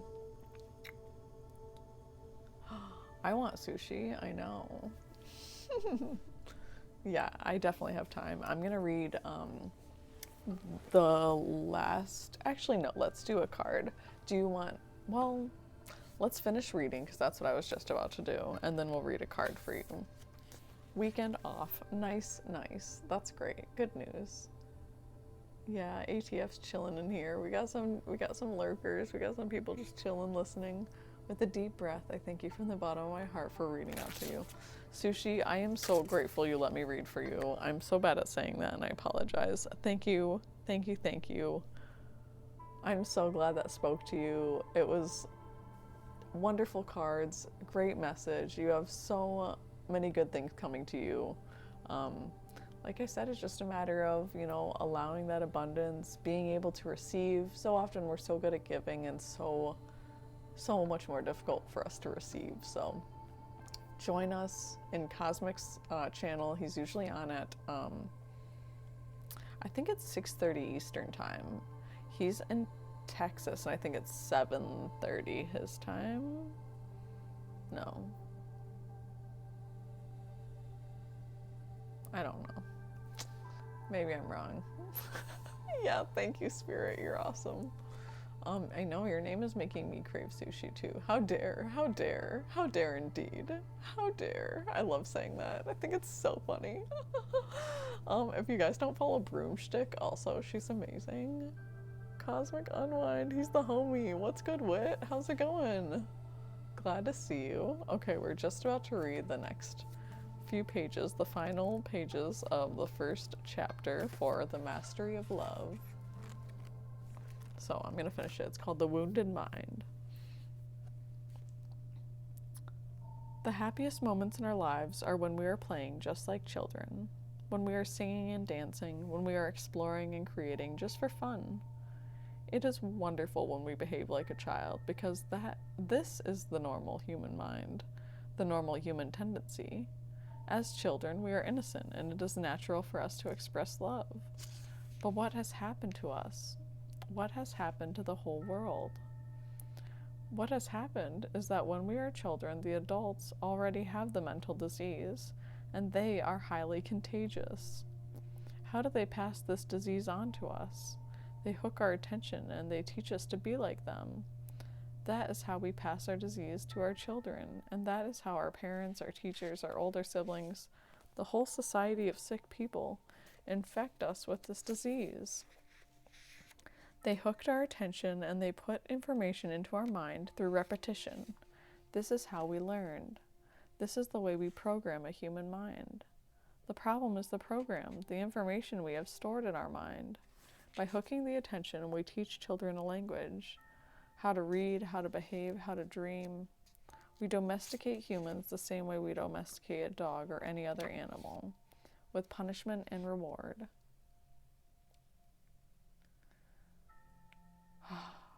This is perfectly normal. What we call education is nothing but domestication of the human being. We are afraid to be punished, but later we are also afraid of not getting the reward, of not being good enough for mom and dad, sibling, or teacher. The need to be accepted is born. Before that, we don't care whether we are accepted or not. People's opinions are not important. Right? They're not important because we just want to play and live in the present. The fear of not getting the reward becomes the fear of rejection. The fear of not being good enough for someone else is what makes us try to change, what makes us create an image. Then we try to project that image according to what they want us to be, just to be accepted, just to have the reward. We learn to pretend to be what we are not, and we practice trying to be someone else, just to be good enough for mom, for dad, for the teacher, for our religion, for whatever. We practice and practice, and we master how to be what we are not.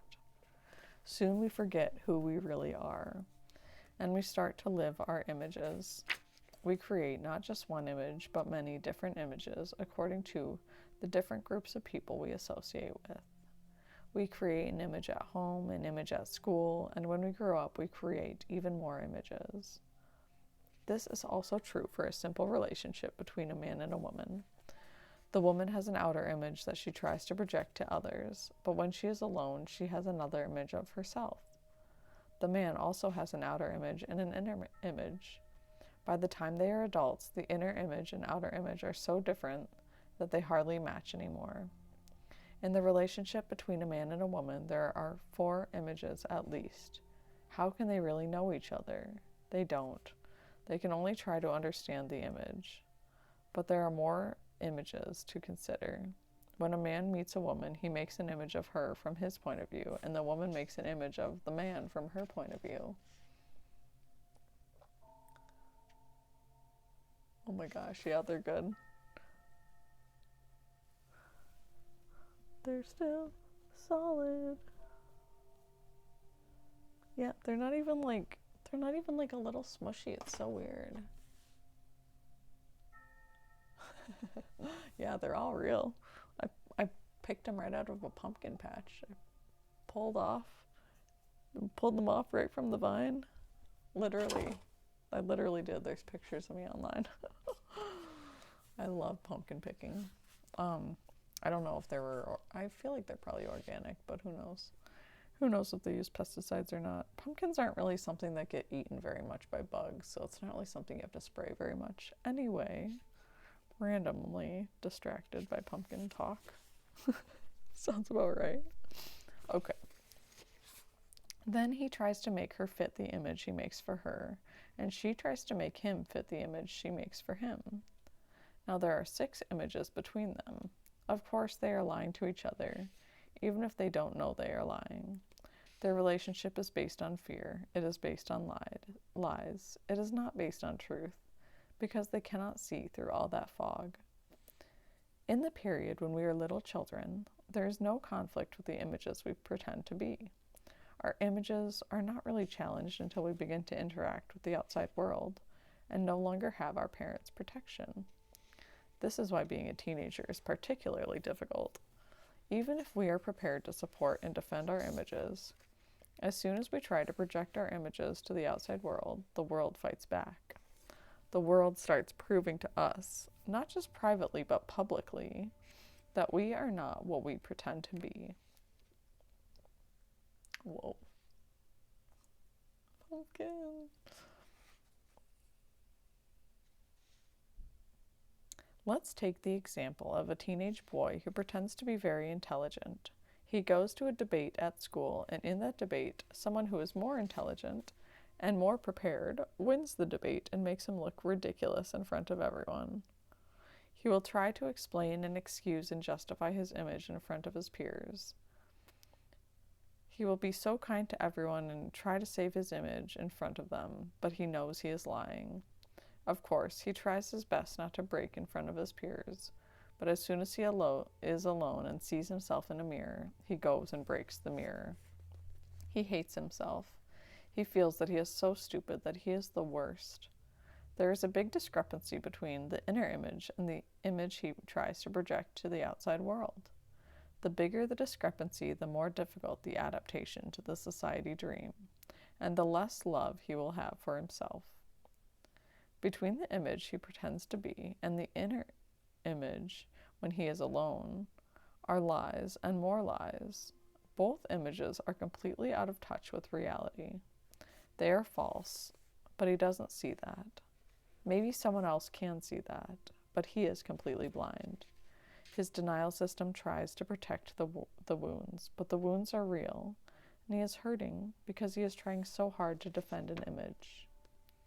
When we are children, we learn that everyone's opinions are important, and we rule our lives according to these opinions.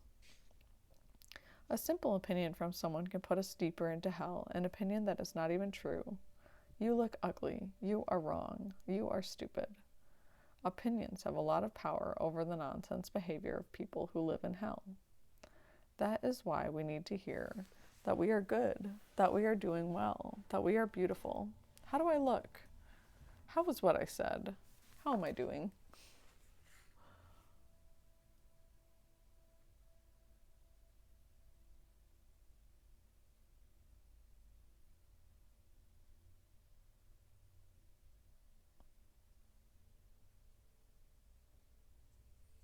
That's so interesting, Center Stars. I don't know. There's a lot of different types of pumpkins, though. Hey, Devas. How are you? Like, there's a bunch of different, like, breeds of pumpkins? What's the right word? Reading vibes. Yeah, we read in today. We are just about done. I think this is the last page. Yes. We need to hear the opinions of others because we are domesticated and we can be manipulated by those opinions. That is why we seek recognition from other people. We need emotional support from other people. We need to be accepted by the outside dream via other people. That is why teenagers drink alcohol, take drugs, or start smoking. It is just to be accepted by other people who have all these opinions. It is just to be considered cool. So many humans are suffering because of all the false images we try to project. Humans pretend to be something very important. Soup. You made the best chicken noodle soup. I was just telling Shredda to make soup. If you guys get, my nose is itchy. If you guys get the rotisserie chickens and you eat like most of the rotisserie chicken and then throw that into a pot, oh my god, you make the best chicken noodle soup. So good. Tell us about it. Tell us all about it. Give us all the details. I'm gonna just finish this page. So many humans are suffering because of all the false images we try to project. Humans pretend to be something very important, but at the same time, we believe we are nothing. We work so hard to be someone in that society's dream, to be recognized and approved by others. We try so hard to be important, to be a winner, to be powerful, to be rich, to be famous, to express our personal dream, and to impose our dream onto other people around us. Why? Because humans believe the dream is real, and we take it very seriously. The next part, the next chapter, chapter 2, is called The Loss of Innocence, which sounds like a heavy one, so I'll remind everyone next time to get our tea and our comfy blanket, and we'll get really cozy for that one and safe. Or get in a hot bath if you can. I will not be getting in a hot bath on stream. That is not happening. But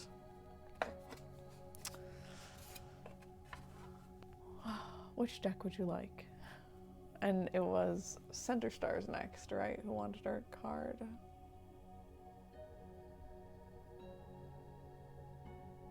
Yes, it was.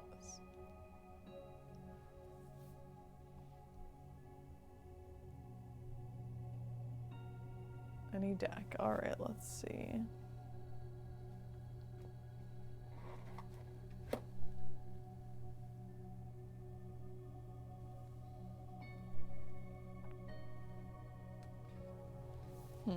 I wish I had my lighter to light this candle. I'm actually going to take a quick break and go get that so I can cleanse the cards. No hot tub streams here, folks. Yeah. Unless I get a hot tub. Because I'm not going to lie, if I get a hot tub, I'm never getting out of that thing. If I get a hot tub, I will never get out. I will have to stream from in there because I will refuse. All winter long, I will be in that hot tub. I spend at least an hour a day in my bath. So, made ham and beans 2 days ago. Yum. Yeah, straight up. Dude, I would get so many simp donos. It's true. I'm not opposed to it. I'm not going to be writing anything on my body, but I would go in a hot tub just because I love hot tubs, or sauna. Also will accept money for a sauna. I really want an infrared sauna bad. Be so healing for my body. I'd love that. Yeah, actually, not opposed. If we can raise $1,000, I'd buy a hot tub. If we can raise $2,000, no. If we can raise $2,000, I'll buy a hot tub. Because $1,000, the first 1,000 is going to a gaming PC for sure. I don't think so. Not as far as I'm aware. Infrared saunas are supposed to be really good. I like steam sauna though too, personally.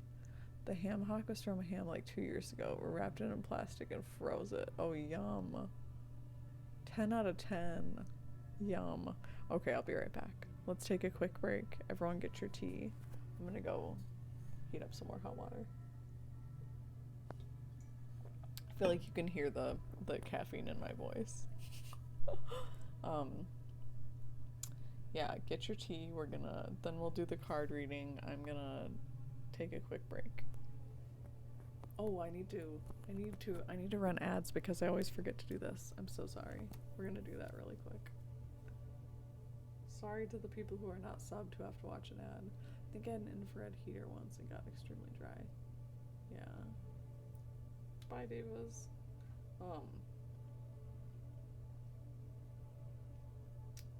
Yeah, we'll just do a quick ad and then I'll be back. I can't forget to do this, but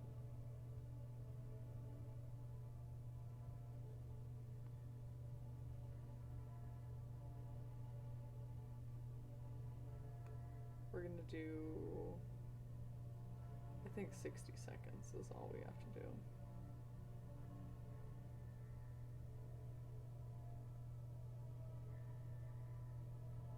Tell me if it works.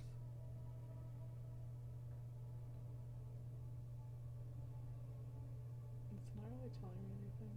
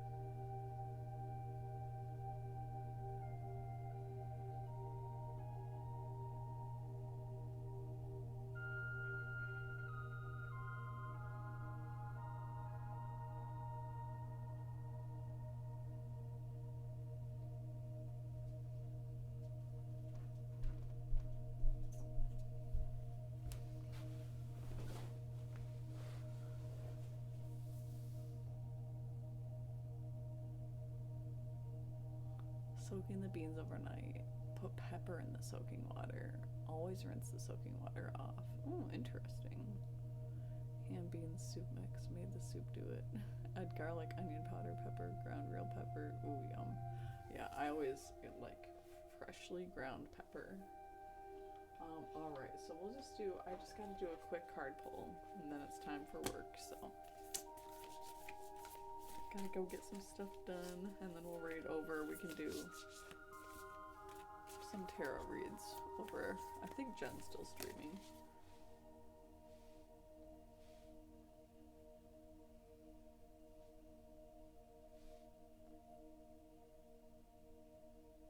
Good. Okay. All right. Well. Oh, we got some new followers. Thank you, new followers. Alyssa Jordan, thank you. 22323, amazing. Fresh ground pepper, so good. Yes. Okay. Let's see.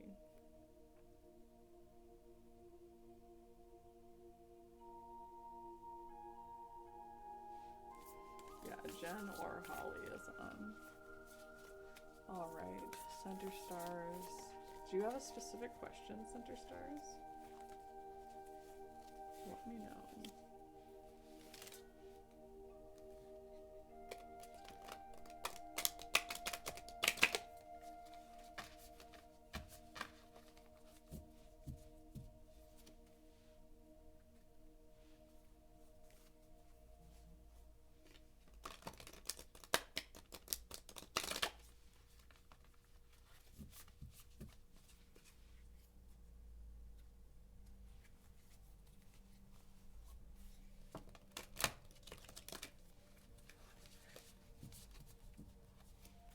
Okay.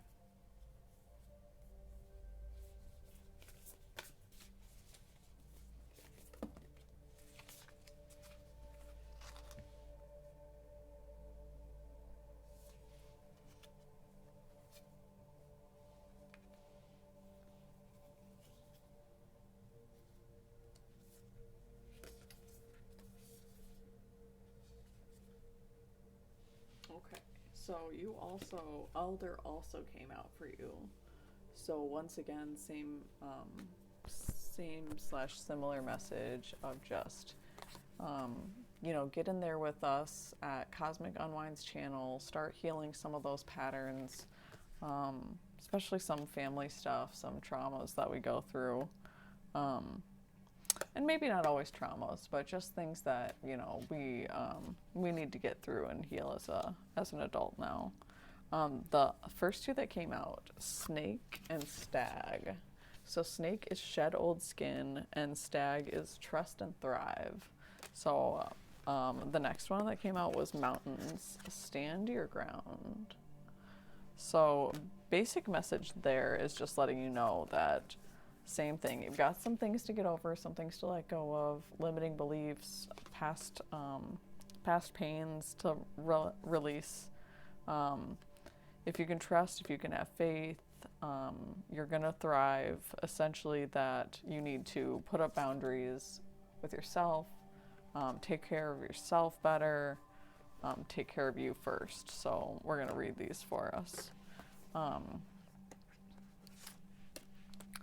Snake first. And I think these are back in the back, yeah. Cast off the old, reveal your true colors, talents, and gifts to the world. In many spiritual traditions, the snake offers powerful medicine. In tantric teachings, it symbolizes the kundalini, which is a powerful serpentine energy within you that allows you to reach your highest spiritual potential. When the sacred ones saw a snake in nature or encountered one in a dream, they knew that there was transformation in the air.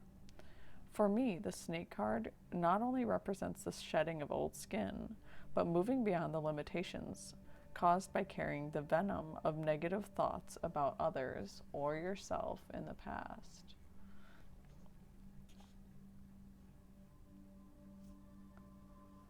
Extended message. The energy of renewal is washing over your life at this time. If for some reason you feel that your true self hasn't been recognized, or you've been misread by others, know that this energy is now leaving you. As you've been working through your old stories and all the self-limiting beliefs that you've accumulated along the way, you've been peeling away a shield of skin that has created limiting experiences. Your own personal commitment to growth has been recognized, and now the external world will begin to reflect all of the work that you've been doing within. If you feel someone you love has misunderstood you recently, they will be able to see beyond that if you're willing to compromise and recognize your own challenges. This is a time for renewal, abundance, and connection. Let yourself be reborn and celebrated. Stag, next one, next card, next page. Feel very comfortable listening to your voice and seeing your home. So thank you. Message, come alive and thrive. Stand in your light and glory with grace and majesty. The stag card brings graceful and powerful medicine into your life. In the Celtic traditions, the stag, with its crown of antlers, is known as the king of the forest and is a totem that brings protection in challenging times. In Native American traditions, he is greatly loved, for stags and deer have provided food for all the people and materials that have allowed them to create medicine items such as drums, rattles, and smudging fans. Although the stag has been hunted in the past, and still is, he has strength, dignity, and poise. When this card arises, it can also represent fertility and sexuality, maybe an opportunity to explore your sexual side, with your spiritual integrity supporting you on that journey. Extended message. If you have an opportunity to thrive, trust in all that you have to offer, all your gifts, strength, and power, and make the most of it. You were born to lead, and this can only become reality if you are willing to put yourself in that position.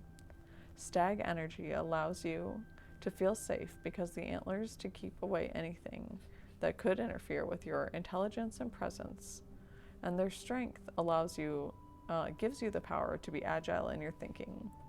You are being encouraged to retain your dignity and be proud of who you are and all that you've accomplished. This, in turn, will give you even more power to thrive, onwards and upwards. Thank you. I appreciate that. Mountains is the next one. Stand your ground. Opened right to the page. Hold firm with what you believe in and are focusing on, because it is absolutely right. Know that heaven and earth are supporting you. Mountains are strong and wise. They are rooted deep in the earth and reach high into the sky. They have been where they are for thousands of years. They have been home to animals, they have been climbed by humans, and they have seen seasons come and go. No matter what has happened to them, they have remained strong, immovable, and unshakable, and so they offer the spiritual energies of strength and resilience. I love it too. I like this I love the mountains, so I like this card too. Mountain energy is powerful because it's firmly rooted in the Great Mother and reaches high to the Great Father. Oh my gosh. If you're feeling challenged or pressured at this time, know that your spirit is more powerful than you think. You are resilient and grounded, and the energy of air and the energy and air of the mountains is giving you the unshakable strength to be who you are. Take time to root yourself deeply in the energy of the earth before welcoming in the energies of heaven. If you're not sure what you need to do next, the mountain card arrives and invites you to stay exactly where you are, talk things over with those around you, and know that change will come to you. You will be whole and well at the end of this current situation, and it will not stand in the way of your further future growth and expansion. Live 5 minutes from the Rocky Mountains. Oh my God, yeah, you do.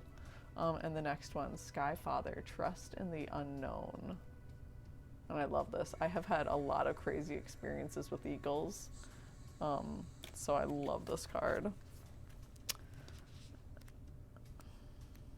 And I think this one is back here.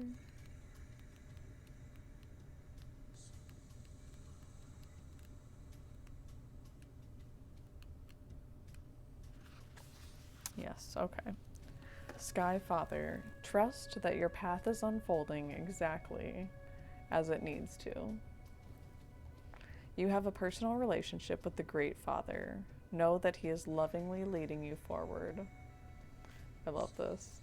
The Sky Father features in many religions and mythologies as the Father God. He's the counterpart to the Earth Mother in many traditions. So this card represents the universal powers that are masculine, in essence, the energies that people have called out to and looked up to in times of need or gratitude.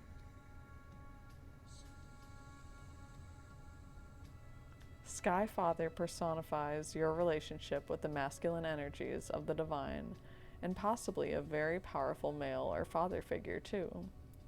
Extended message. You are a co-creator of your life, and every thought, feeling, intention, and emotion you have is creating the road ahead. With that being said, you don't need to know every single detail of what's going to unfold before you. When this card appears, you are being guided to step back and get out of your own way, because there is a greater power that is not only around you, but also within you. And Sky Father is creating the best experience imaginable for you. Accepting this will allow miraculous energy to come into your life. So see things from a higher perspective, like the eagle on the card. This card can also appear when there are opportunities to improve the father connection in your life. If your father figure is in heaven, know that his spirit is drawing close. If he is on earth, there is an opportunity to heal something, whether past or present. The end. Wow, I love that. She had time to tell me about your eagle experiences. I've seen the Thunderbird 2 times. One time as an adult and one time as a juvenile. So recently, I moved back in with my parents, and we lived by water, so we had these eagle families that lived nearby. But in particular, I used to take Elin out every day, and multiple times this eagle would fly over me.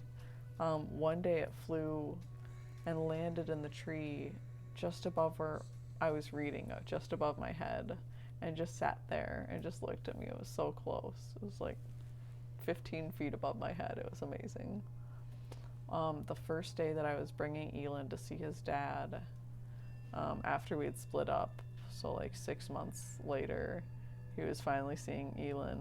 And when I was putting Elin in his car seat in his car, and this huge eagle flew into my parents' yard out of nowhere, had this huge fish, this huge like largemouth bass or something, and just dropped this huge eagle like 10 feet away from where I was. Like literally at the moment that I was passing Elin to his dad, this eagle came over, swooped over, landed in this tree, dropped this fish. I didn't have my phone or anything because I was just in the moment, and I was like, oh my god, is this happening? I meant to go get my phone and take a picture of the fish, but the fish was like dead and ugly, and I was like, what would I be doing with this right now?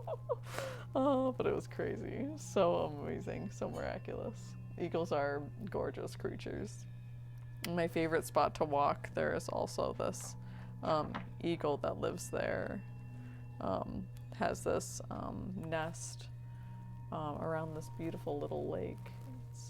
It literally dropped a fish to me. It was unbelievable. It was like, and my ex was there, and he was like, what the heck is going on? And I was like, the universe does weird things I literally was crying. I was like, the universe loves me so much. He's like, the universe does not love me this much. It's like, dang, dude. Unbelievable. Literally flabbergasting. But anyway, we will, I gotta get back to work, so we'll raid over to somebody now. I wish I could stay and talk about eagles and stuff all day. Aww.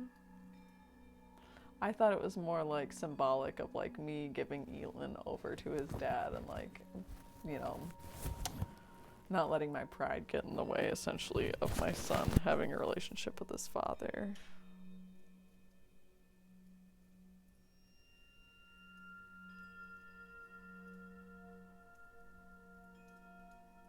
Oh my god.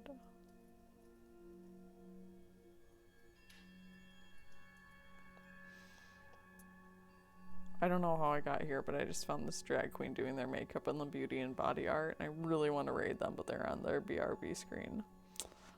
Plus we're gonna run over to Jen. Holly's also on, but we're gonna raid Jen today, because I think Holly's gonna be off pretty soon, so. I love you all. Thank you for being here. Join me as we raid over to You're with Jen Love. She is a phenomenal tarot reader and a great friend of mine. Truly welcomed me into this community so much, and just like, oh, I'm so glad you were here. Thanks for being here. Watched a bird die right in front of me on acid. I looked into the sky and planes made a huge chemtrail in the sky. Oh my god, that gives me like major goosebumps. That's spooky as heck. Oh my goodness. Whoa, that's intense. Okay, thanks for being here. Phasmo, thank you. Center Stars, thank you. Devas for being here. You sauteed onions, celery, garlic, added chicken stock or raw chicken until the chicken was done. Removed the chicken, shredded it, took out the bones. I need to take a screenshot of this. Come on, screenshot.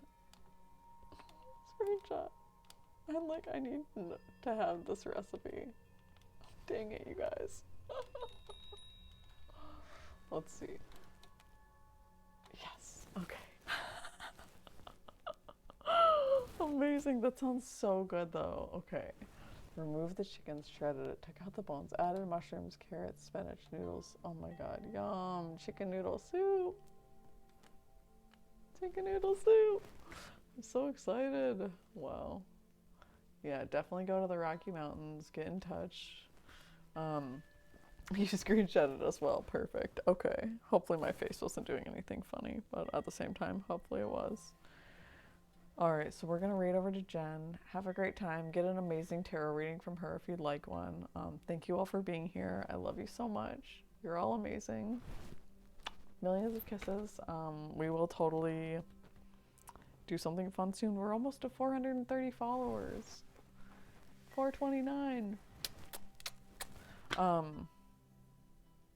Yeah, tomorrow we'll do our Qigong. Or maybe, no, tonight I work until 11 p.m. But then tomorrow morning we'll do our Qigong practice, I promise. I don't work tomorrow. I don't have Elin until I go pick him up, so. Love you guys. Love you guys. Thanks for subscribing. Thanks for being here. Thanks for your support and your ongoing love. And hopefully I'll see you soon. Wow, that's just from your head. Wow. Love that. Yum. Alright, let's go see her. Let's go see Jen. Want to put time and energy into is fucking do it. That eight of Pentacles energy is like I feel like it takes forever to read. Find a fucking passion. Maybe it's just me. Find something that you enjoy doing. Find something that you're good at, and just fucking do it. I think I'm subbed over to her. Oh, she does swear, so be prepared. Listen, the universe is not giving you an option here. That tower moment is gonna force you to move.